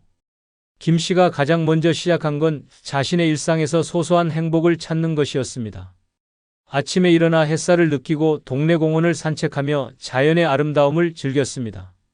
화려한 레스토랑 대신 집 근처 시장에서 신선한 재료를 사와 요리하는 기쁨을 알게 되었습니다. 돈이 없어도 누릴 수 있는 소소한 즐거움은 생각보다 많았습니다. 또한 김 씨는 무료로 제공되는 지역 프로그램과 커뮤니티 활동에 참여하기 시작했습니다. 독서 모임에 나가고 동네 복지관에서 진행하는 건강 강좌에도 꾸준히 참석했습니다. 새로운 사람들과 교류하며 그는 세상은 여전히 재미있는 일들로 가득하다는 것을 느꼈습니다. 돈이 많아야 행복할 거라는 생각은 착각입니다. 진짜 행복은 내 마음의 상태에서 시작됩니다. 작은 것에도 감사하고 지금 가진 것에서 만족을 찾는 태도는 돈이 없어도 삶을 찬란하게 만듭니다. 김 씨는 이제 이렇게 말합니다. 돈이 없다고 해서 불행할 필요는 없어. 내가 어떻게 하루를 보내느냐가 더 중요하더라고. 그의 일상은 특별한 지출 없이도 풍요롭고 따뜻합니다. 돈이 없으면 행복할 수 없다고 생각하나요? 그렇지 않습니다. 행복은 소유가 아니라 태도에서 나옵니다. 돈 없이도 충분히 찬란한 노후를 보낼 수 있습니다. 중요한 것은 돈이 아니라 당신이 어떻게 삶을 바라보느냐입니다. 지금부터라도 소소한 행복을 찾아보세요. 그것이 당신의 노후를 빛나게 만들 것입니다. 두 번째 비결은 관계를 활용하라. 의존이 아닌 교류로 만드세요. 입니다. 돈이 없을수록 인간관계는 삶의 중요한 자산이 됩니다. 하지만 여기서 중요한 건 단순히 사람을 많이 아는 게 아닙니다. 내 삶을 풍요롭게 만들어줄 건강한 관계를 맺고 그것을 잘 활용하는 것이 핵심입니다. 70세 정 씨는 은퇴 후 혼자 살며 빠듯한 연금 생활을 하고 있었습니다. 처음에는 돈 걱정 때문에 누구와도 연락을 끊고 집에 틀어박혀 있었습니다. 하지만 점점 외로움이 커지고 삶의 의미를 잃어가는 기분이 들었습니다. 어느 날 우연히 동네 모임에 나간 그는 새로운 사람들을 만났고 그들과의 관계가 그의 노후를 완전히 바꿔놓았습니다. 정 씨는 사람들과의 교류를 통해 다양한 도움과 정보를 얻었습니다. 한 친구는 근처 무료 건강검진 정보를 알려줬고 또 다른 친구는 저렴한 취미활동 장소를 추천해줬습니다. 그는 점점 더 많은 사람들과 연결되었고 그들로부터 삶의 활력을 얻었습니다. 돈은 관계를 통해 보완할 수 있습니다. 외롭고 고립된 생활을 벗어나 사람들과의 교류 속에서 새로운 기회를 발견할 수 있습니다. 하지만 여기서 중요한 점은 도움을 받기만 하는 관계가 아닌 상호 교류하는 관계를 만드는 것입니다. 내가 먼저 상대를 존중하고 작은 도움이라도 줄 수 있다면 그 관계는 더 단단해집니다. 또한 사람들과 함께 할 때는 내가 가진 것을 활용하는 것도 중요합니다. 정 씨는 요리에 자신이 있었고 친구들을 초대해 소박한 음식을 대접했습니다. 내가 가진 작은 것으로도 행복을 나눌 수 있다. 는 사실이 그를 더 즐겁고 당당하게 만들었습니다. 노년의 인간관계를 활용하는 것은 단순히 사람들에게 의지하는 것이 아닙니다. 서로의 삶을 공유하며 필요한 도움을 주고받고 함께하는 기쁨을 느끼는 것입니다. 돈으로 살 수 없는 것은 진정한 인간관계에서만 얻을 수 있습니다. 정 씨는 이제 이렇게 말합니다. 돈보다 소중한 건 나를 이해해주고 함께 웃어줄 사람들이다. 그는 그 관계들을 통해 외로움을 극복했고 경제적으로도 더 나은 선택을 할 수 있었습니다. 돈이 없다고 혼자 고립되지 마세요. 사람들과의 관계를 통해 삶의 새로운 가능성을 발견할 수 있습니다. 돈이 아닌 사람 속에서 행복의 열쇠를 찾는 것, 그것이야말로 찬란한 노후를 보내는 두 번째 비결입니다. 돈 없어도 찬란한 노후를 보내는 세 번째 비결, 내가 지나온 세월을 사랑하라. 입니다. 노년이 되면 많은 사람들이 과거를 돌아보며 후회에 빠지곤 합니다. 그때 그렇게 하지 않았더라면 왜 나는 더 열심히 살지 못했을까? 라는 생각이 머릿속을 떠나지 않죠. 하지만 이런 후회는 현재의 나를 괴롭히고 앞으로 나아갈 힘을 갉아먹을 뿐입니다. 노후를 찬란하게 보내고 싶다면 먼저 내가 지나온 세월을 사랑하는 법을 배워야 합니다. 70세 김 씨는 은퇴 후 과거의 선택들을 끊임없이 되새겼습니다. 대학 진학을 포기한 것, 사업 실패로 잃은 돈, 자녀들에게 더 해주지 못한 것 등 과거의 결정들이 그의 마음을 무겁게 짓눌렀습니다. 그는 내 삶은 실패투성이야 라며 자신을 책망했고 이런 후회는 그의 노년을 우울하게 만들었습니다. 어느 날 김 씨는 오래된 사진첩을 꺼내 들었습니다. 사진 속 젊은 시절의 자신을 보며 문득 깨달았습니다. 그때도 나는 최선을 다했잖아. 그는 자신이 했던 노력과 선택이 그 순간의 최선이었다는 것을 인정하기 시작했습니다. 과거는 내가 오늘을 살아가는 바탕이 되었다. 김 씨는 그렇게 생각하기 시작하면서 마음의 짐을 내려놓았습니다. 후회 대신 과거의 경험에서 배운 교훈에 감사하며 지나온 세월도 내 삶의 일부이고 사랑할 가치가 있다. 는 태도로 변했습니다. 내가 지나온 세월을 사랑하는 것은 단순히 과거를 미워하는 것이 아닙니다. 내가 걸어온 길에 스스로에게 자부심을 느끼고 잘못된 선택까지도 내 삶을 더 단단하게 만들어준 경험으로 받아들이는 것입니다. 지나온 세월을 사랑하면 노후는 더 이상 후회와 자책의 시간이 아닙니다. 오히려 지금 이 순간을 더 풍요롭게 만드는 출발점이 됩니다. 과거를 사랑하는 마음이 들 때 현재의 내가 더욱 소중하게 느껴지고 앞으로의 삶도 더 긍정적으로 바라볼 수 있게 됩니다. 내가 겪었던 모든 순간이 지금의 나를 만든 것이다. 라는 마음으로 지나온 세월을 안아주세요. 돈이 없어도 내 인생을 사랑하는 법을 배우는 순간 당신의 노후는 찬란하게 빛날 것입니다. 돈 없어도 찬란한 노후를 보내는 네 번째 비결은 몸이 자산이다. 건강에 투자하라. 입니다. 돈이 부족한 노후에도 행복을 유지하는 가장 큰 비결 중 하나는 건강을 지키는 것입니다. 건강은 노후의 삶을 좌우하는 가장 중요한 자산입니다. 돈이 많아도 몸이 아프면 아무것도 누릴 수 없지만 건강하기만 하면 돈이 없어도 활기차고 만족스러운 삶을 살아갈 수 있습니다. 74세 박 씨는 퇴직 후 소박한 생활을 이어가고 있었습니다. 큰 지출을 할 수 있는 여유는 없었지만 매일 아침 동네 공원을 산책하며 건강을 관리하는 것이 그의 일상이었습니다. 그는 무료로 진행되는 지역 요가 강좌에 참여하고 집에서 간단한 스트레칭과 체력 운동을 병행했습니다. 내가 돈은 없어도 건강하니까 친구들과 만나고 산책도 다니고 맛있는 음식을 먹으며 하루하루를 즐길 수 있어요. 라고 그는 말합니다. 건강은 박 씨에게 단순히 아프지 않은 상태가 아니라 노후를 풍요롭게 만들어주는 원동력이었습니다. 노년의 건강은 비싼 병원비나 특별한 운동 장비 없이도 지킬 수 있습니다. 규칙적인 걷기 운동, 간단한 체조, 그리고 균형 잡힌 식사가 핵심입니다. 특히 과도한 약물 의존이나 불필요한 건강 보조제를 피하고 자연스럽게 건강을 유지하는 것이 중요합니다.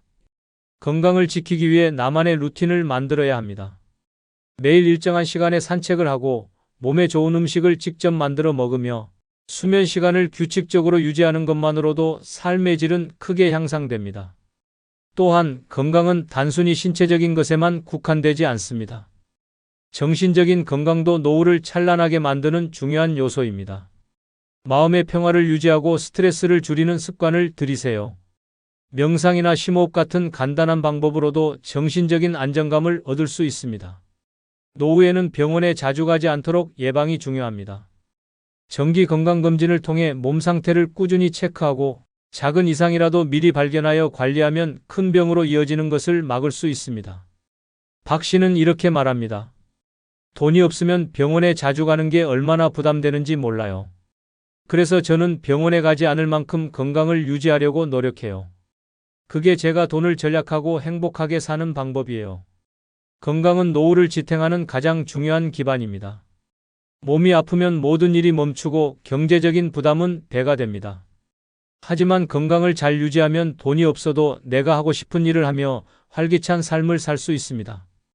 건강은 나의 가장 큰 자산이다. 돈 없이도 몸과 마음을 돌보는 습관을 통해 노후를 찬란히 빛낼 수 있습니다.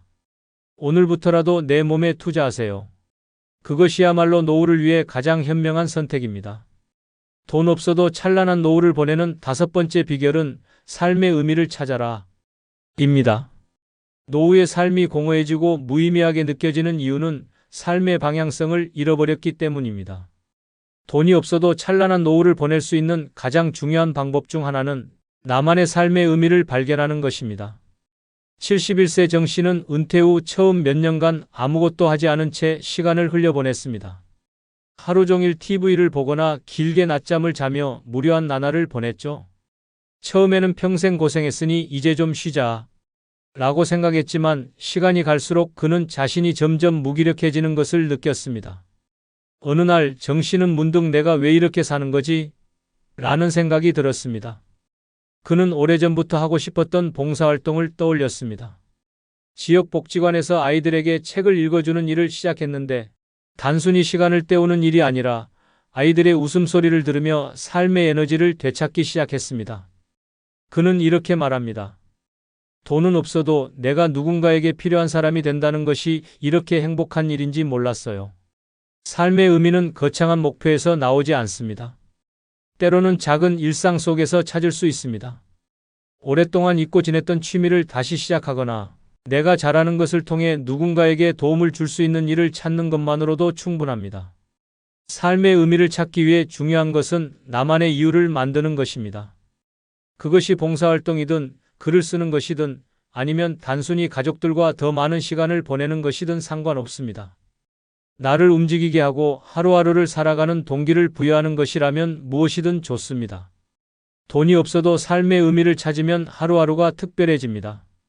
소소한 일이라도 내가 그것의 가치를 느끼고 내 삶의 목적이 있다고 생각하면 돈으로는 살 수 없는 만족감을 느낄 수 있습니다. 또한 삶의 의미는 내가 가진 것을 나누는 데서도 발견됩니다.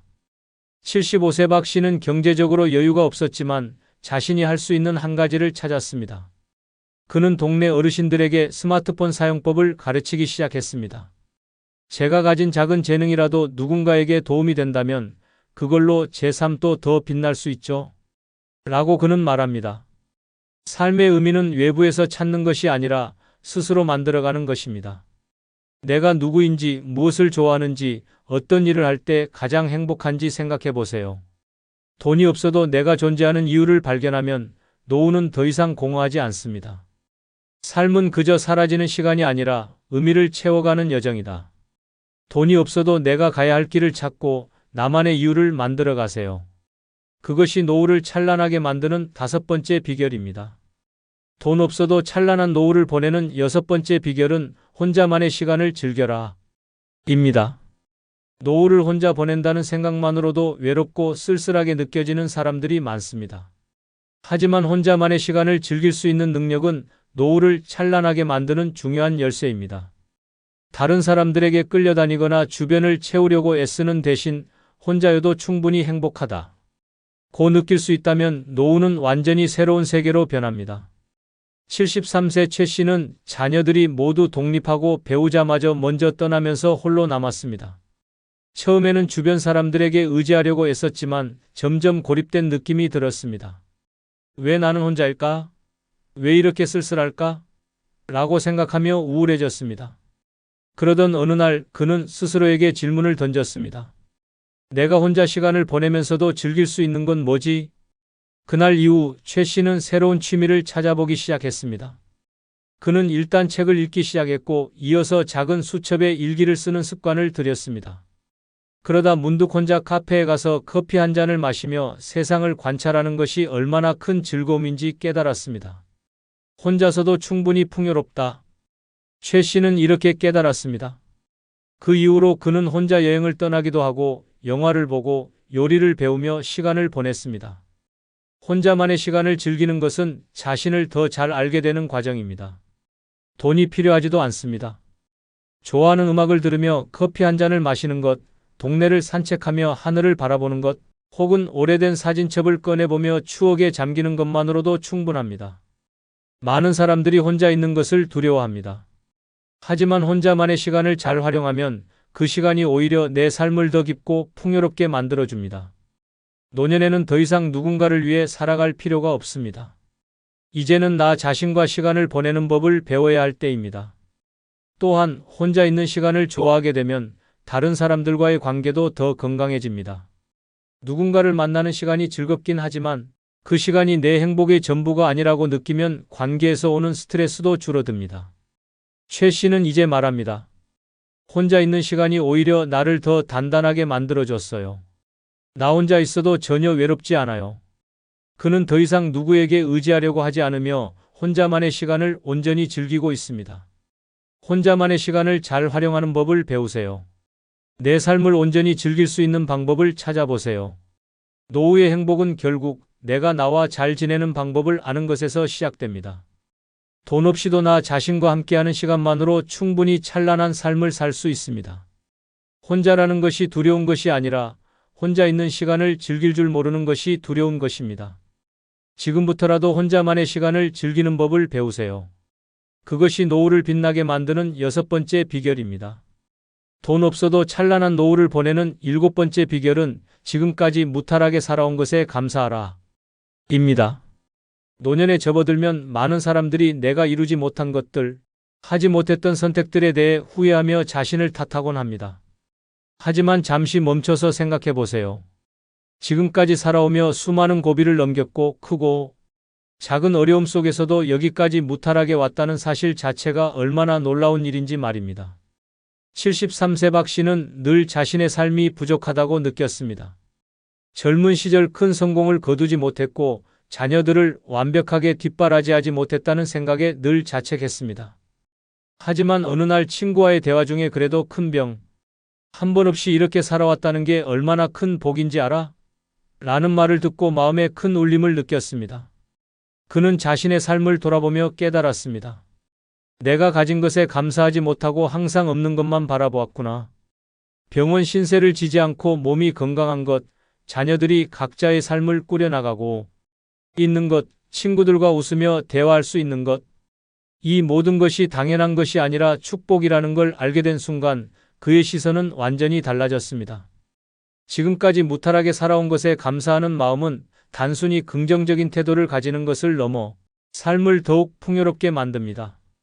돈이 없어도 내가 이 자리까지 올 수 있었던 모든 경험들에 감사할 수 있다면 그 자체로 내 삶은 충분히 가치 있는 것이 됩니다.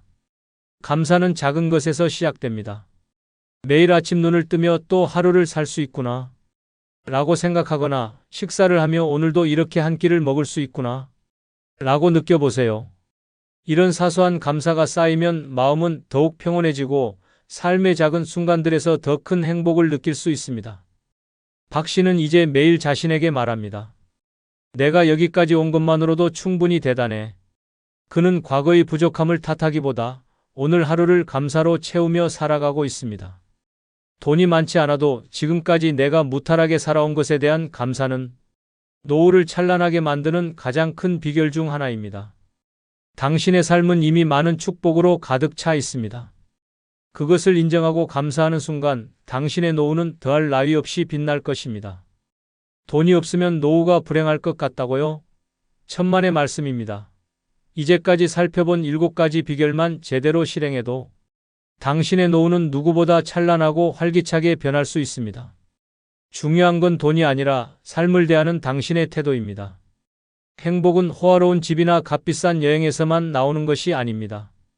소소한 즐거움을 발견하고 진정으로 가치 있는 관계를 맺고 무엇보다 자신을 돌보며 살아가는 태도에서 진짜 행복이 피어납니다. 건강한 몸, 소중한 관계, 나만의 의미를 찾는 삶은 돈이 없어도 충분히 누릴 수 있는 것들입니다. 돈이 없으면 내 삶은 초라하다 라는 생각은 버리세요. 오히려 내가 가진 것들로 얼마나 빛나게 살 수 있을까? 를 고민해야 합니다. 내 주변의 작은 것들, 일상에서 누릴 수 있는 소소한 행복은 결코 돈으로 살 수 없습니다. 이제는 노후를 두려워하지 마세요. 지금부터라도 나 자신을 위한 시간을 만들고 나만의 행복 비결을 찾아보세요. 돈 없어도 찬란한 삶은 충분히 가능합니다. 당신의 노후는 당신이 어떻게 살아가느냐에 달려 있습니다. 자, 이제부터 더 찬란한 노후를 위해 나만의 길을 만들어 보세요. 행복한 노후는 당신의 선택입니다. 이번 영상이 마음에 드셨다면 좋아요 꼭 눌러주십시오. 새해 큰 복 받으십시오. 강할머니는 65세의 나이로 홀로 남은 채 외로운 일상을 보내고 있었습니다. 남편은 오래전에 세상을 떠났고 자식들은 각자의 삶을 살고 있었습니다. 그녀는 하루하루 조용히 흘러가는 시간 속에서 혼자 먹고 혼자 자고 혼자 웃고 울며 살아가고 있었습니다. 친구들도 다들 연로하고 매일 똑같은 일상에 지쳐버린 할머니는 어느 순간 이대로는 안 되겠다는 생각을 했습니다. 그녀는 깊은 외로움 속에서 방 안에 누워 저녁마다 홀로 텔레비전을 켜두고 한숨을 내쉬곤 했습니다. 그러던 중 강할머니는 오랜 친구인 이순자 씨와 한잔하던 자리에서 우연히 박 씨라는 남자를 소개받게 되었습니다. 66세의 박 씨는 외모는 평범했지만 나이에 비해 건강하고 활기찬 모습이었습니다. 그리고 무엇보다 마음이 따뜻한 사람처럼 느껴졌습니다. 강할머니는 처음 만난 그에게 묘한 끌림을 느꼈고 박 씨도 그녀에게 호감을 보였습니다. 요즘 들어 혼자 지내기 힘들어지셨죠? 저도 그런 마음 알죠. 박 씨의 말에 강할머니는 마음이 놓였고 두 사람은 자연스럽게 연락을 주고받으며 가까워졌습니다. 그렇게 몇 번의 만남을 거쳐 강 할머니는 박 씨에게 조금씩 마음을 열기 시작했습니다. 그녀는 박 씨의 다정한 말투와 예의 바른 태도에 매료되었고 점차 그를 믿게 되었습니다. 외로운 나날이 계속되던 강 할머니는 이 사람이 나의 마지막 인연이 될지도 모른다는 생각에 마음속으로 결정을 내리게 되었고 결국 재혼을 결심하게 되었습니다. 그렇게 두 사람은 만난 지 6개월 만에 결혼을 결심하게 되었고 강 할머니는 새롭게 시작될 행복한 노후를 꿈꾸며 설레는 마음을 가득 품고 있었다. 그러나 강 할머니는 그때까지 몰랐습니다. 박 씨가 숨기고 있던 끔찍한 비밀을. 결혼 후 처음 몇 달은 정말 행복했습니다. 박 씨는 강 할머니에게 끊임없이 사랑을 표현했고 그녀도 그의 다정한 모습에 마음이 녹아내렸습니다. 함께 밥을 먹고 산책을 하며 늦은 나이에 맞는 소소한 행복을 느끼고 있었습니다. 당신만 있으면 이 세상에서 뭐든지 다 할 수 있을 것 같아요. 박 씨의 달콤한 말은 강 할머니에게 큰 위로가 되었습니다. 두 사람은 서로에게 의지하며 재혼을 결심한 것이 올바른 선택이었다고 믿었습니다. 그러나 재혼한 지 6개월이 지나자 강 할머니의 삶은 눈에 띄게 달라지기 시작했습니다. 이전에는 박 씨가 매일 다정한 말로 그녀를 위로하고 함께 시간을 보내며 행복한 미래를 약속했지만 이제는 그의 관심이 점점 희미해져 갔습니다. 박 씨는 집에서 보내는 시간보다 밖에서 보내는 시간이 많아졌습니다. 이유를 묻는 강 할머니에게 그는 항상 친구들을 만나러 간다거나 사업 때문에 바쁘다고 둘러댔습니다. 강 할머니는 박 씨의 말이 신뢰가 가지 않았지만 굳이 깊게 따져 묻지 않았습니다. 그가 무심한 태도로 집을 나서는 모습이 익숙해졌기 때문입니다. 박 씨는 어느 순간부터 강 할머니의 일상에 거의 관심을 두지 않았습니다. 그녀가 좋아하던 영화, 가고 싶어 했던 장소, 작은 소소한 취미조차 이제는 그의 대화 속에서 완전히 사라졌습니다. 박 씨는 점차 자신의 스케줄과 필요에 따라 움직이며 강 할머니를 가족이 아닌 룸메이트처럼 대하기 시작했습니다. 오늘 뭐 했냐는 가벼운 질문조차 하지 않는 그의 태도는 강 할머니를 더욱 외롭게 만들었습니다. 더 큰 문제는 박 씨의 무관심뿐만이 아니었습니다. 그는 종종 집에 늦게 들어오거나 아예 외박을 하는 날이 많아졌습니다. 왜 이렇게 늦었어요? 라는 질문에 돌아오는 대답은 항상 똑같았습니다. 뭘 그렇게 따져? 나는 내가 알아서 한다. 강 할머니는 그의 태도에서 점점 자신이 투명인간이 되어가는 듯한 느낌을 받았습니다. 그의 말 한마디, 행동 하나하나가 그녀의 존재감을 무시하는 듯 했기 때문입니다. 어느 날 강 할머니는 식탁에 앉아 박 씨가 퇴근 후 집에 들어오길 기다리고 있었습니다. 그러나 그는 새벽이 되도록 돌아오지 않았습니다. 강 할머니는 그를 걱정하며 몇 번이고 전화를 걸었지만 그는 전화를 받지 않았습니다. 그리고 아침이 되어서야 집에 돌아온 박 씨는 그녀의 전화를 확인조차 하지 않았습니다.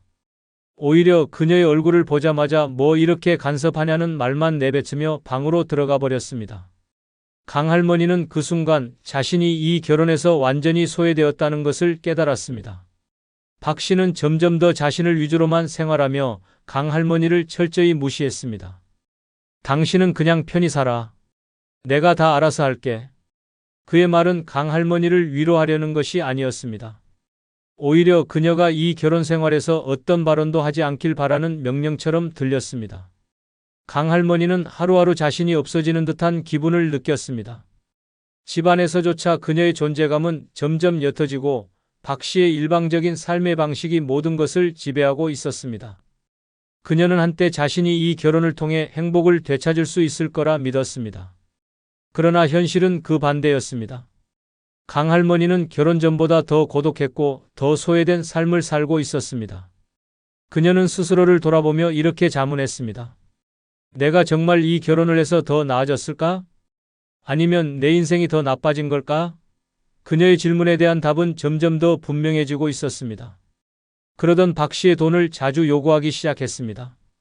그가 강 할머니에게 자주 부탁하는 일이 늘어났고 그 요구는 점차 부담스러워졌습니다. 처음엔 작은 부탁에 불과했지만 그 후로 점점 더 자주 더 큰 금액을 요구하기 시작했습니다. 강 할머니는 처음엔 그저 가난한 사람이 고생하는 건 당연한 일이라며 넘어갔습니다. 하지만 점점 더 많은 돈을 요구하며 그가 미리 알려준 것보다 상황이 심각한 것 같다는 느낌이 들기 시작했습니다. 그리고 어느 날 강할머니는 문득 이상한 점을 발견했습니다. 박 씨는 매번 돈이 부족하다며 돈을 빌려달라고 했지만 그의 생활은 결코 어려워 보이지 않았습니다. 가끔씩 외출할 때마다 그가 소위 잘 나가는 친구들과 만나고 있던 것입니다. 강할머니는 그들을 여러 번 보았고 그들이 매우 호화로운 삶을 살고 있다는 것을 알게 되었습니다. 그렇다면 왜 나에게 돈을 계속 요구하는 걸까? 강할머니는 의문을 품기 시작했고 이내 박 씨의 숨겨진 과거가 조금씩 드러나게 되었습니다. 그의 과거는 생각보다 훨씬 충격적이었습니다. 강할머니는 우연히 그의 통장 내역을 확인하게 되었고 그곳에는 엄청난 빚이 쌓여 있었습니다. 박 씨는 재혼 전 도박에 빠져 돈을 날리고 있었던 것입니다. 도박으로 인한 빚은 그의 인생을 망쳤고 그 사실을 강할머니에게 숨긴 채 재혼을 결심했던 것입니다. 그는 그저 강할머니의 연금과 재산을 의지해 살아가려 했을 뿐이었습니다. 강할머니는 그 사실을 알게 되자 자신이 얼마나 속았는지를 실감하게 되었습니다. 그동안 모든 것을 믿고 의지했던 박 씨가 결국 자신에게 큰 부담이 되어 돌아올 수 있다는 사실에 충격을 받았습니다. 그러나 그때는 이미 너무 늦었습니다. 박 씨는 점점 강할머니를 투명인간처럼 취급하기 시작했습니다. 돈을 요구할 때마다 더욱 냉정하고 마치 그게 당연한 일인 것처럼 행동했습니다. 강할머니는 자신이 한때 느꼈던 사랑과 배려가 전부 거짓말이었다는 사실을 받아들이기 힘들었습니다. 그리고 이제야 깨달았습니다. 그가 결혼을 결심한 이유는 결코 사랑이 아니었다는 것을. 강할머니는 점점 더 깊은 절망 속으로 빠져들고 있었습니다. 박 씨와의 결혼 생활은 강할머니의 삶에서 모든 기쁨을 앗아갔고 그는 그녀에게 상처만 남겼습니다. 그러나 강할머니는 더 이상 이런 식으로 살 수 없다는 것을 깨달았습니다. 박 씨가 그녀의 삶을 파괴하도록 내버려 둘 수는 없었습니다. 그렇게 강할머니는 반격을 결심하게 되었습니다. 그러던 중 강할머니의 상황을 안타깝게 여긴 오랜 친구가 한 가지 제안을 했습니다. 이대로 참지 말고 변호사를 찾아가 봐. 당신이 혼자가 아니라는 걸 보여줘야 해요. 처음에는 변호사를 찾아간다는 것이 강할머니에게 낯설게 느껴졌습니다. 그러나 친구의 조언에 용기를 얻은 그녀는 지역에서 신뢰받는 변호사 사무실을 방문하게 되었습니다. 그곳에서 강할머니는 열정적이고 경험이 풍부한 김 변호사를 만났습니다. 김 변호사는 강할머니의 이야기를 처음부터 끝까지 진지하게 경청했습니다. 박 씨가 그녀에게 어떤 고통을 주었는지, 그리고 그가 얼마나 교묘하게 그녀의 재산과 삶을 이용했는지를 차근차근 짚어나갔습니다. 할머니, 이건 단순한 결혼 문제가 아닙니다. 명백히 사기 결혼에 해당하며 법적으로 대응할 수 있는 충분한 근거가 있습니다. 김 변호사의 단호한 말은 강할머니에게 큰 위안을 주었습니다. 그녀는 오랜만에 마음속에서 작은 희망이 피어오르는 것을 느꼈습니다. 김 변호사는 박 씨의 숨겨진 과거를 철저히 조사하기 시작했습니다. 박 씨의 은행 기록, 과거 금융거래 내역, 심지어 도박장 출입 기록까지 모두 철저히 파헤쳤습니다. 이 사람은 명백히 신뢰를 이용하여 결혼을 가장했습니다. 법적으로 충분히 문제 삼을 수 있습니다. 김 변호사의 말은 강할머니에게 자신감을 주었습니다. 그녀는 이제 박 씨에게 받은 고통을 되돌려줄 준비를 시작했습니다. 변호사의 조언에 따라 강할머니는 박 씨가 그녀에게 했던 모든 행동을 기록하기 시작했습니다. 박 씨가 돈을 요구했던 상황, 그녀를 무시했던 은행, 그리고 그가 숨겼던 빚에 관한 이야기까지 모든 증거를 꼼꼼히 정리했습니다. 이제 강할머니는 자신을 방어할 뿐만 아니라 박 씨를 향해 강력히 맞설 준비가 되어 있었습니다. 내가 왜 이런 대우를 받아야 했을까? 이건 내 잘못이 아닙니다. 그녀는 과거의 무기력함에서 벗어나 점점 더 강한 모습으로 변화하고 있었습니다. 김 변호사는 그녀를 응원하며 말했습니다. 이제부터는 우리가 이길 차례입니다. 박 씨가 저지른 잘못을 모두 드러내 보입시다. 강할머니는 더 이상 예전에 소심하고 억눌린 여성이 아니었습니다. 그녀는 자신의 권리를 지키기 위해 싸우기로 결심했습니다.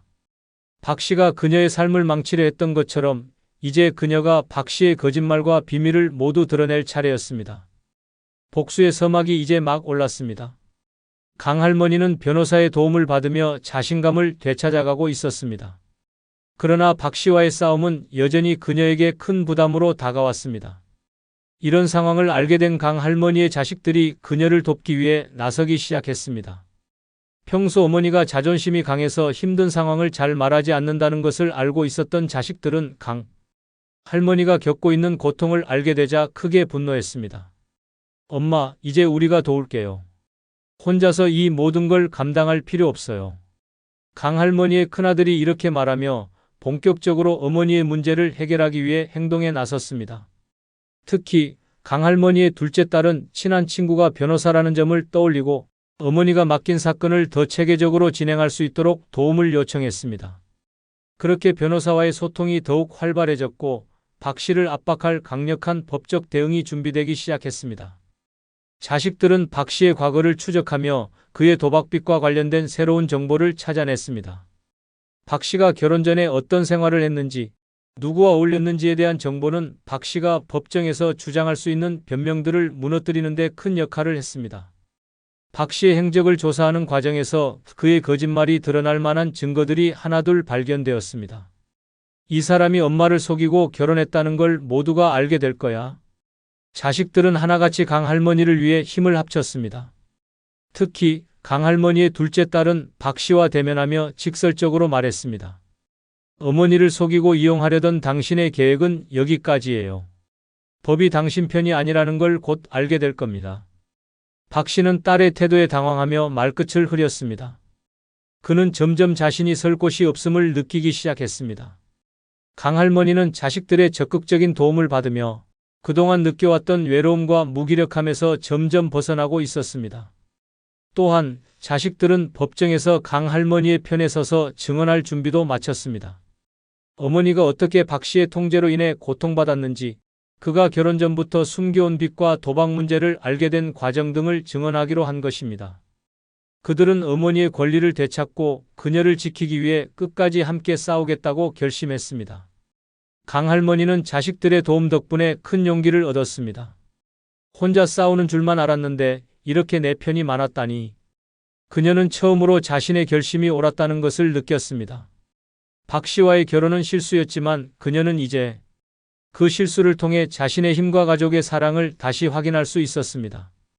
자식들의 지원과 변호사의 철저한 준비로 박 씨를 향한 법적 압박은 점점 강해졌습니다. 그의 거짓말과 비리가 드러나며 박 씨는 궁지에 몰리기 시작했습니다.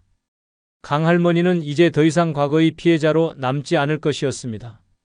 그녀는 자신을 지키기 위해 그리고 다시는 이런 일이 반복되지 않도록 끝까지 싸우기로 결심했습니다. 복수의 막은 이제 절정으로 치닫고 있었습니다. 강 할머니의 자식들과 변호사가 합심하여 싸움을 이어가는 동안 박 씨는 점점 더 궁지에 몰려갔습니다. 그의 비밀은 하나둘씩 세상에 드러나기 시작했습니다. 변호사는 박 씨가 과거에 저질렀던 금융사기와 도박 관련 기록을 철저히 조사해 법정에 제출했고, 그가 강 할머니를 속이고 결혼한 의도가 명백히 드러났습니다. 법정에서 제시된 증거들은 박 씨가 더 이상 숨을 곳이 없게 만들었습니다. 법정에서 강 할머니의 변호사는 조목조목 박 씨의 잘못을 드러냈습니다. 피고는 결혼 전 엄청난 도박빚을 숨기고 원고에게 접근했습니다. 이는 원고의 신뢰를 악용한 사기 행위에 해당합니다. 변호사의 말에 박 씨는 아무 말도 하지 못하고 고개를 숙일 수밖에 없었습니다. 그의 불성실한 태도와 거짓말이 모두 밝혀지는 순간 법정 분위기는 한층 더 무거워졌습니다. 박 씨의 변명은 더 이상 통하지 않았습니다. 제가 그런 의도로 결혼한 게 아닙니다. 그저 어려운 상황에서 도움을 받고 싶었던 겁니다. 그는 계속해서 자신의 행동을 정당화하려 했지만 이미 드러난 증거 앞에서 그의 주장은 무용지물이었습니다. 강 할머니의 자식들은 박 씨의 행동을 비난하며 어머니를 위해 목소리를 높였습니다. 우리 어머니를 이렇게 속이고 이용한 건 용납할 수 없습니다. 그는 어머니를 단순한 수단으로 여겼을 뿐입니다. 결국 법원은 박 씨가 강 할머니에게 끼친 정신적 고통과 경제적 손실에 대해 책임을 지도록 판결했습니다. 그는 강 할머니의 재산 일부를 돌려줘야 했으며 앞으로 그녀에게 접근하지 못하도록 접근 금지 명령까지 내려졌습니다. 박 씨는 판결을 듣는 동안 표정 하나 변하지 않았지만 그의 입술은 떨리고 있었습니다. 그는 결국 자신이 저지른 잘못의 대가를 치러야 하는 현실을 받아들일 수밖에 없었습니다. 강할머니는 법정에서 판결을 들으며 복잡한 감정을 느꼈습니다. 그녀는 긴 싸움 끝에 자신의 권리를 되찾았지만 그 과정에서 받은 상처는 쉽게 아물지 않을 것이었습니다. 그러나 그녀는 한 가지를 확실히 깨달았습니다. 내 삶은 내가 지켜야 한다. 그녀는 다시는 누구에게도 속거나 이용당하지 않겠다고 결심했습니다. 법적 판결이 내려진 후 이제 그녀는 새로운 삶을 시작할 준비를 하고 있었습니다. 자식들과 변호사의 도움으로 그녀는 이전보다 더 강한 사람이 되었음을 느꼈습니다. 이제 강할머니는 더 이상 과거의 고통에 머물지 않기로 했습니다. 그녀는 혼자서도 충분히 잘 살아갈 수 있다는 것을 배웠고 자신을 지키는 것이 얼마나 중요한지 깨달았습니다. 그녀의 삶은 박 씨와의 결혼이 남긴 상처로 얼룩졌지만 그 상처는 그녀를 더 강하고 당당하게 만들어준 계기가 되었습니다. 강할머니의 통쾌한 복수는 마침내 그녀에게 자유와 평온을 가져다 주었습니다. 이상으로 강할머니의 끔찍한 재혼 이야기를 마치겠습니다. 영상이 조금이라도 도움이 되셨다면 좋아요 눌러주시기 바랍니다. 끝까지 시청하신 모든 분들 새해 대박 나시기 바랍니다. 노년에 죽어도 버리면 안 되는 한 가지가 있습니다. 그것은 바로 이기심입니다. 노년의 가장 위험한 생각은 바로 이 나이에 무슨 이기심이야? 라는 말입니다. 나이가 들수록 남에게 양보하고 베풀고 헌신해야 한다는 말이 미덕처럼 들리지만 그 말에 속아 자신을 희생한다면 당신의 노후는 고통과 후회의 연속이 될 뿐입니다. 진정한 행복한 노년은 자신을 지키는 이기심에서 시작됩니다. 한번 생각해 보세요. 당신이 희생하며 살아온 결과 남들은 행복했을지 모르지만 정작 당신은 어떤가요? 남들은 당신의 돈을 당연히 여기고 시간을 쉽게 요구하며 감정까지 끌어가려 합니다. 하지만 그 결과는 당신의 무기력과 외로움입니다. 이기심 없이 살아가는 노년은 무방비 상태로 세상에 내던져지는 것과 같습니다. 이기심은 절대 나쁜 것이 아닙니다. 그것은 자신의 존엄과 행복을 지키는 유일한 무기입니다. 돈, 시간, 감정, 건강, 그리고 당신의 삶의 주도권까지 이것들을 남에게 빼앗기지 않으려면 단호한 이기심이 필요합니다. 지금부터 이 7가지 이기심을 기억하세요. 그것들이 당신의 노후를 지키고 더 나은 삶을 만드는 열쇠가 될 것입니다. 이기심 없이는 노년의 행복도 없습니다. 좋아요 누르시면 시작하겠습니다. 노년에 꼭 가져야 할 첫 번째 이기심은 바로 돈에 대한 이기심입니다. 자식들 도와줘야지, 친구들에게 조금 빌려줘도 괜찮겠지라는 생각이 가장 위험합니다. 당신의 돈은 당신의 노후를 위한 것입니다. 돈을 잃는 순간 당신의 선택과 존엄은 한순간에 무너집니다. 그런데도 사람들은 어른답게 베풀어라는 말로 당신의 지갑을 열게 만듭니다. 돈을 쉽게 빌려주거나 자식들에게 무리하게 도와주다 보면 결국 당신이 가장 먼저 고통받습니다. 나이가 들수록 돈을 다시 벌 기회는 점점 줄어듭니다. 그런데도 누군가 당신에게 손을 내밀 때 당신은 도와줘야 한다는 압박감에 빠집니다. 이때 필요한 것이 바로 이기심입니다. 내 돈은 나를 위해 쓰겠다는 단호한 태도가 없다면 결국 노후의 불안과 경제적 고통을 떠안게 됩니다.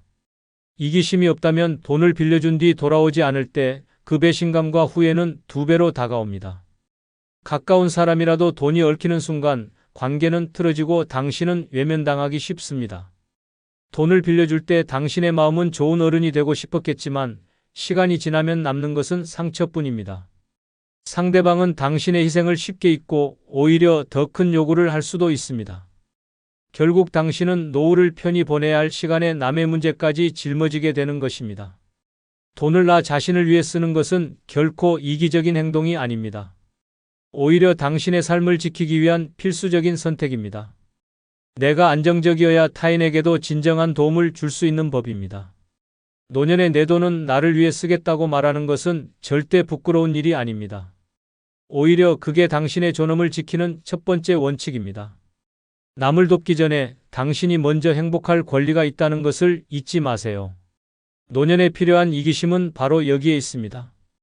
당신의 돈은 당신을 위한 것입니다. 노년에 꼭 가져야 할 2번째 이기심은 바로 시간에 대한 이기심입니다. 당신의 시간은 누구의 것도 아닙니다. 그런데도 누군가는 당신의 시간을 쉽게 가져가려 합니다. 시간 많으시잖아요. 이거 좀 도와주세요. 병원 좀 데려다 주세요. 이 서류 좀 대신 처리해 주시면 안 될까요? 처음에는 작은 부탁으로 시작됩니다. 하지만 한번 시간을 내주면 그 요구는 끝도 없이 이어집니다. 당신이 그래, 이 정도는 괜찮겠지라고 생각하며 시간을 내주는 순간 상대방은 그것을 당연하게 여깁니다. 그리고 점점 더 많은 시간을 요구합니다. 처음에는 심부름 정도였던 것이 나중에는 매주 시간을 내달라거나 한 달 동안 도와달라는 식으로 부담스러운 부탁으로 변합니다. 당신이 거절하면 왜 이제 와서 안 된다고 하세요? 라며 오히려 섭섭하다는 말을 들을지도 모릅니다. 노년의 시간은 무엇보다도 소중합니다. 젊었을 때는 가족과 직장, 사회적인 관계에 당신의 시간을 내주는 것이 어쩔 수 없었다면 이제는 온전히 나를 위한 시간을 가져야 합니다. 내가 좋아하는 취미를 즐기고 산책을 하고 나만의 여유를 즐기는 시간은 절대 남에게 빼앗겨서는 안 됩니다. 하지만 상대방은 당신의 시간을 많아 보인다고 쉽게 판단하며 이용하려 합니다. 그리고 당신이 시간을 내주지 않으면 그 정도도 못해주냐며 죄책감을 심어주려 할지도 모릅니다. 가장 큰 문제는 이렇게 시간을 뺏기다 보면 정작 자신을 위해 쓸 시간은 사라진다는 것입니다. 당신의 시간은 단순히 하루하루를 채우는 것이 아닙니다. 그것은 당신이 앞으로 남은 삶을 어떻게 살아갈지를 결정짓는 가장 중요한 자원입니다. 한번 흘러가 버린 시간은 다시 되돌릴 수 없습니다. 그래서 단호해져야 합니다. 아무리 가까운 사람이라도 당신의 시간을 당연히 생각하지 못하게 만들어야 합니다. 미안하지만 나도 바빠요라는 말을 꺼내는 용기가 필요합니다. 이기심이 없으면 당신의 시간은 남의 요구와 부탁으로만 채워지고 당신의 행복은 끝없는 희생 속에 묻혀버릴 것입니다. 내 시간은 나를 위한 것입니다. 내가 좋아하는 일, 내가 하고 싶은 일에 마음껏 써야 합니다. 당신의 시간은 당신의 남은 인생입니다. 그것을 지키는 것이야말로 노년에 가져야 할 가장 중요한 이기심입니다. 내 시간을 지키는 것이 곧 내 삶을 지키는 것입니다. 노년에 꼭 필요한 세 번째 이기심은 바로 감정에 대한 이기심입니다. 나이가 들수록 사람들은 당신이 더 관대하고 이해심 많기를 기대합니다. 가족, 친구, 지인들까지 모두 당신에게 자신의 고민을 털어놓으며 감정의 쓰레기통으로 여길 수도 있습니다. 당신이라면 이해해 줄 거야 라는 말로 시작되는 그들의 하소연은 결국 당신의 정신적 에너지를 갉아먹고 감정적으로 고갈되게 만듭니다. 처음에는 가벼운 이야기로 시작합니다. 요즘 일이 힘들어. 가족들 때문에 스트레스를 받아. 그러나 그 대화는 점점 깊어지고 나중에는 마치 당신이 해결사가 되어야 할 것처럼 무거워집니다. 상대방은 자신의 감정을 털어놓으며 가벼워질지 몰라도 당신은 그 무게를 고스란히 짊어져야 합니다. 가장 큰 문제는 그들이 당신에게 고맙다는 말도 하지 않은 채 또 다른 고민을 들고 찾아온다는 것입니다. 그리고 만약 당신이 솔직하게 조언하거나 현실적인 말을 하면 어떻게 될까요? 넌 내 입장을 몰라. 내 말대로 했더니 더 안 좋아졌어. 라는 말이 돌아올지도 모릅니다. 결국 당신은 괜히 끼어들었다며 후회하게 되고 상대방의 감정을 받아준 것 자체가 스트레스로 남습니다. 감정을 나누는 행위가 결코 서로를 치유하지 않는 상황이 되는 겁니다. 노년에는 자신의 감정이 가장 중요합니다. 젊었을 때는 가족이나 주변 사람들을 위해 감정을 희생하며 살아왔을지도 모릅니다. 하지만 이제는 그럴 필요가 없습니다. 더 이상 남의 문제와 감정에 휘말려 당신의 마음을 희생하지 않아도 됩니다. 이기심을 가지고 내 감정을 지키는 것이 곧 나를 돌보는 첫 번째 단계입니다. 어떤 사람이 당신에게 감정을 털어놓으려 한다면 선을 그어야 합니다. 그건 내가 해결해야 할 문제야. 혹은 지금은 내가 그 이야기를 들을 여유가 없어. 라고 단호하게 말하세요. 남들이 당신의 공감을 쉽게 요구하며 당신을 무너뜨리도록 놔둬선 안 됩니다. 상대방의 감정을 받아주는 것이 미덕이 아니라 자신의 감정을 스스로 지키는 것이야말로 당신에게 필요한 진정한 이기심입니다. 내 감정은 내가 지킨다는 원칙을 가지고 살아야 합니다. 당신의 마음은 소중합니다. 그것은 다른 누구의 것이 아니라 오직 당신 자신을 위해 쓰여야 합니다. 남의 감정을 받아주느라 당신의 삶이 희생되는 일은 절대 없어야 합니다. 감정을 지키는 이기심은 곧 평온한 노후를 위한 필수 조건입니다. 노년에 꼭 필요한 네 번째 이기심은 바로 건강에 대한 이기심입니다. 나이가 들수록 건강을 챙기는 일은 선택이 아니라 생존을 위한 필수 과제입니다. 하지만 주변 사람들은 당신의 건강을 당연하게 여기며 심지어 당신의 시간과 에너지를 요구하면서도 건강은 잘 챙기고 있지? 라는 말로 끝을 맺습니다. 그러나 정작 당신이 자신의 건강을 돌볼 시간이나 여유를 뺏긴다면 누구도 대신 아파주지 않습니다. 결국 아픈 것도 고통받는 것도 치료비를 부담하는 것도 오직 당신 혼자입니다. 가족이나 지인들이 당신에게 이 정도는 괜찮겠지라며 도움을 요청할 때 그 순간 당신의 몸은 점점 지쳐갑니다. 힘든 줄 알면서도 그 부탁을 거절하지 못하면 건강은 더 빠르게 무너질 것입니다. 무리한 일을 하거나 스트레스를 받는 상황이 반복되면 몸은 경고 신호를 보내지만 사람들은 그 신호를 무시하도록 만듭니다. 당신이 괜찮다며 고개를 끄덕이는 그 순간 당신의 건강은 희생되고 있는 것입니다.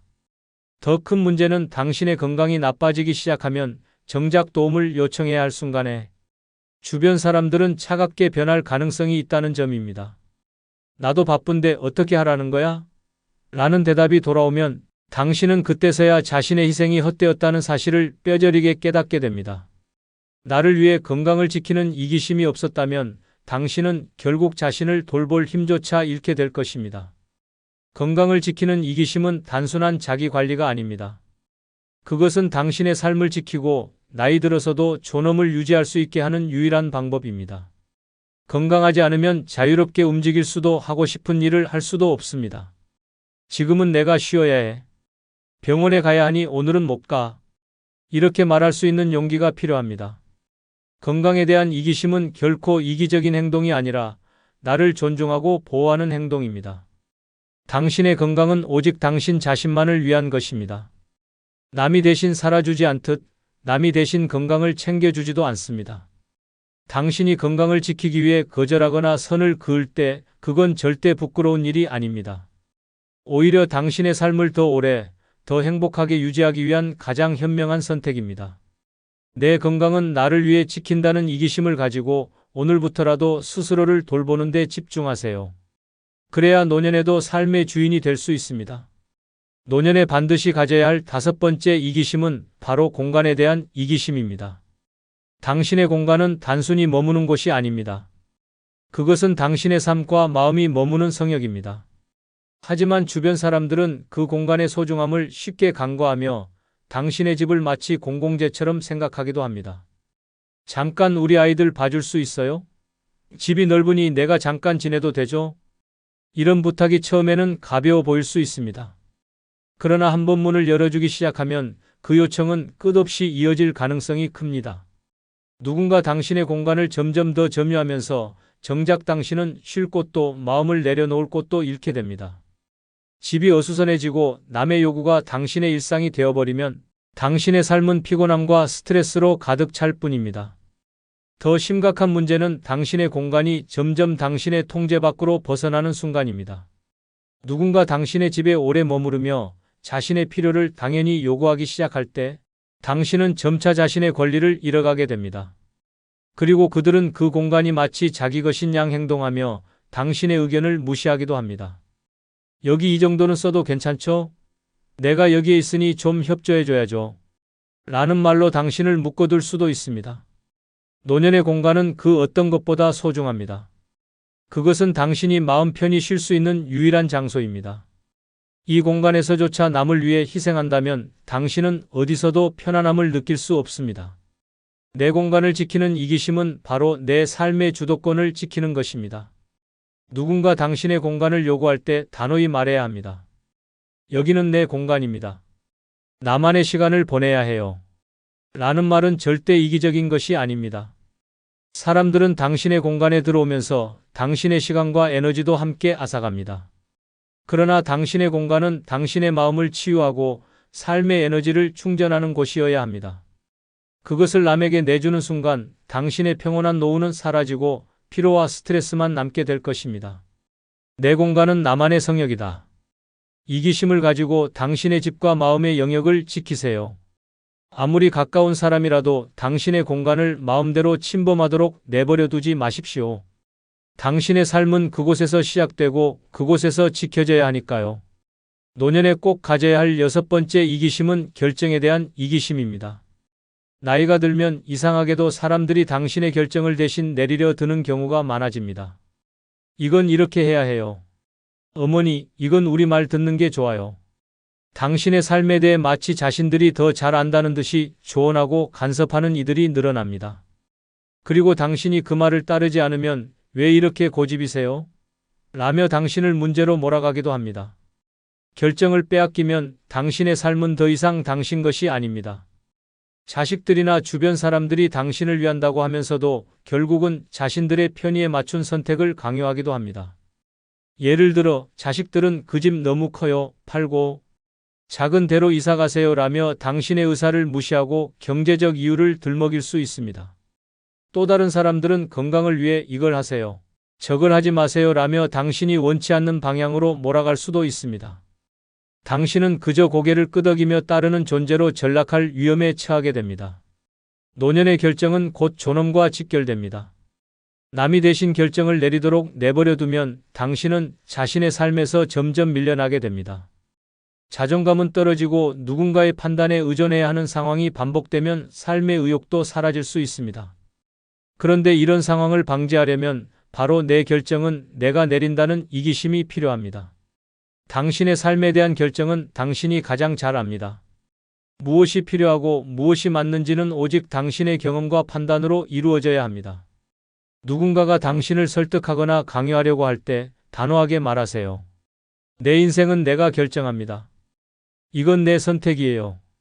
당신이 내린 결정은 설령 실수일지라도 그것은 당신의 경험으로 남고 당신의 삶을 더 단단하게 만들어줍니다. 남이 내린 결정은 당신의 삶에서 아무런 의미도 남기지 않습니다. 결정에 대한 이기심은 당신이 삶의 주도권을 다시 잡는 일입니다. 그것이 크든 작든 당신의 선택은 당신 자신에게 가장 중요합니다. 아무리 가까운 사람이라도 당신의 삶에 대해 이래야 한다고 말하게 두지 마십시오. 그들의 조언을 참고할 수는 있지만 결국 선택은 당신의 몫이어야 합니다. 내 결정은 내가 내린다는 태도를 가지고 당당히 자신을 지키세요. 그 어떤 결정이든 그것은 당신만이 내릴 수 있는 권리입니다.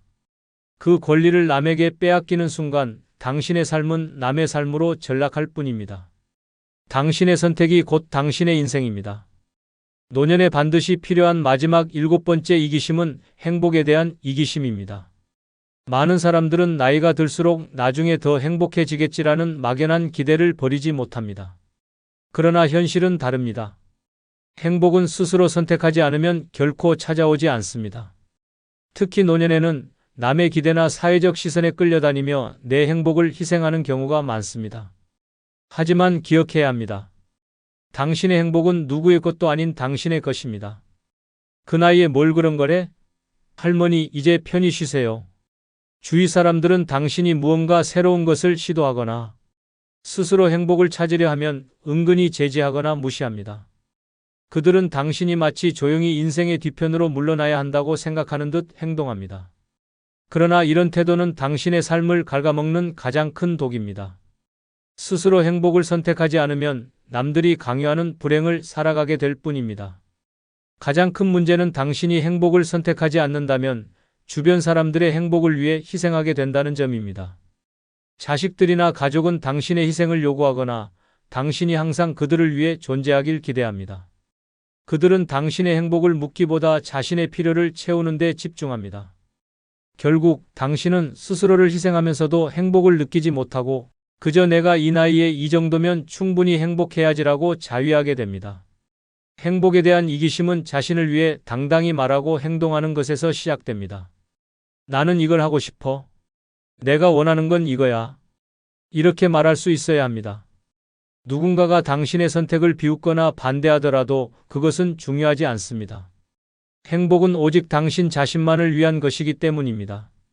스스로의 행복을 선택하는 것은 단순한 개인적인 욕심이 아니라 존엄한 삶을 유지하기 위한 가장 중요한 원칙입니다. 나이가 들수록 행복은 저절로 주어지는 것이 아니라 스스로 쟁취해야 한다는 것을 깨닫게 됩니다. 남들의 눈치를 보거나 그들의 기대에 맞추려 하지 마십시오. 당신이 선택하지 않는 행복은 결코 당신의 것이 아닙니다. 내 행복은 내가 선택한다는 이기심을 가지세요. 세상이 뭐라 하든 당신의 삶은 당신의 것이고 당신만이 행복의 주인이 될 수 있습니다. 행복을 위한 이기심은 노년의 삶을 빛나게 하는 마지막 열쇠입니다. 결국 이기심은 당신의 노년을 지키는 최후의 무기입니다. 남들이 뭐라 하든 당신의 시간, 돈, 감정, 건강, 그리고 선택은 오직 당신의 것입니다. 이 나이에 무슨 이기심이야 라는 말로 당신을 흔드는 사람들에게 이렇게 외쳐야 합니다. 내 인생은 내가 지킵니다. 이기심이 없으면 남들은 당신의 희생을 당연하게 여기고 당신은 남는 에너지 없이 소진된 채 삶을 이어가야 할지도 모릅니다. 하지만 이기심을 가지면 상황은 달라집니다. 당신의 삶은 더 이상 남의 것이 아니라 당신의 것으로 돌아옵니다. 나를 지키고 나를 위해 살겠다는 결심이 곧 당신의 존엄과 행복을 지키는 첫걸음입니다. 노년은 남을 위해 헌신하는 시간이 아니라 오롯이 나 자신을 위한 시간입니다. 남들에게 맞추며 희생하다 잃어버린 시간을 이제 되찾아야 합니다. 죽어도 이기심만은 버리지 않겠다는 마음가짐이 있다면 당신은 노년에도 당당하고 찬란하게 살아갈 수 있습니다. 남의 시선은 상관없습니다. 이제 내 삶의 주인은 나입니다. 당신만이 당신의 노후를 빛낼 수 있습니다. 이상 오늘의 영상을 마치겠습니다. 좋아요, 구독 누르시면 감사하겠습니다. 안녕히 계십시오.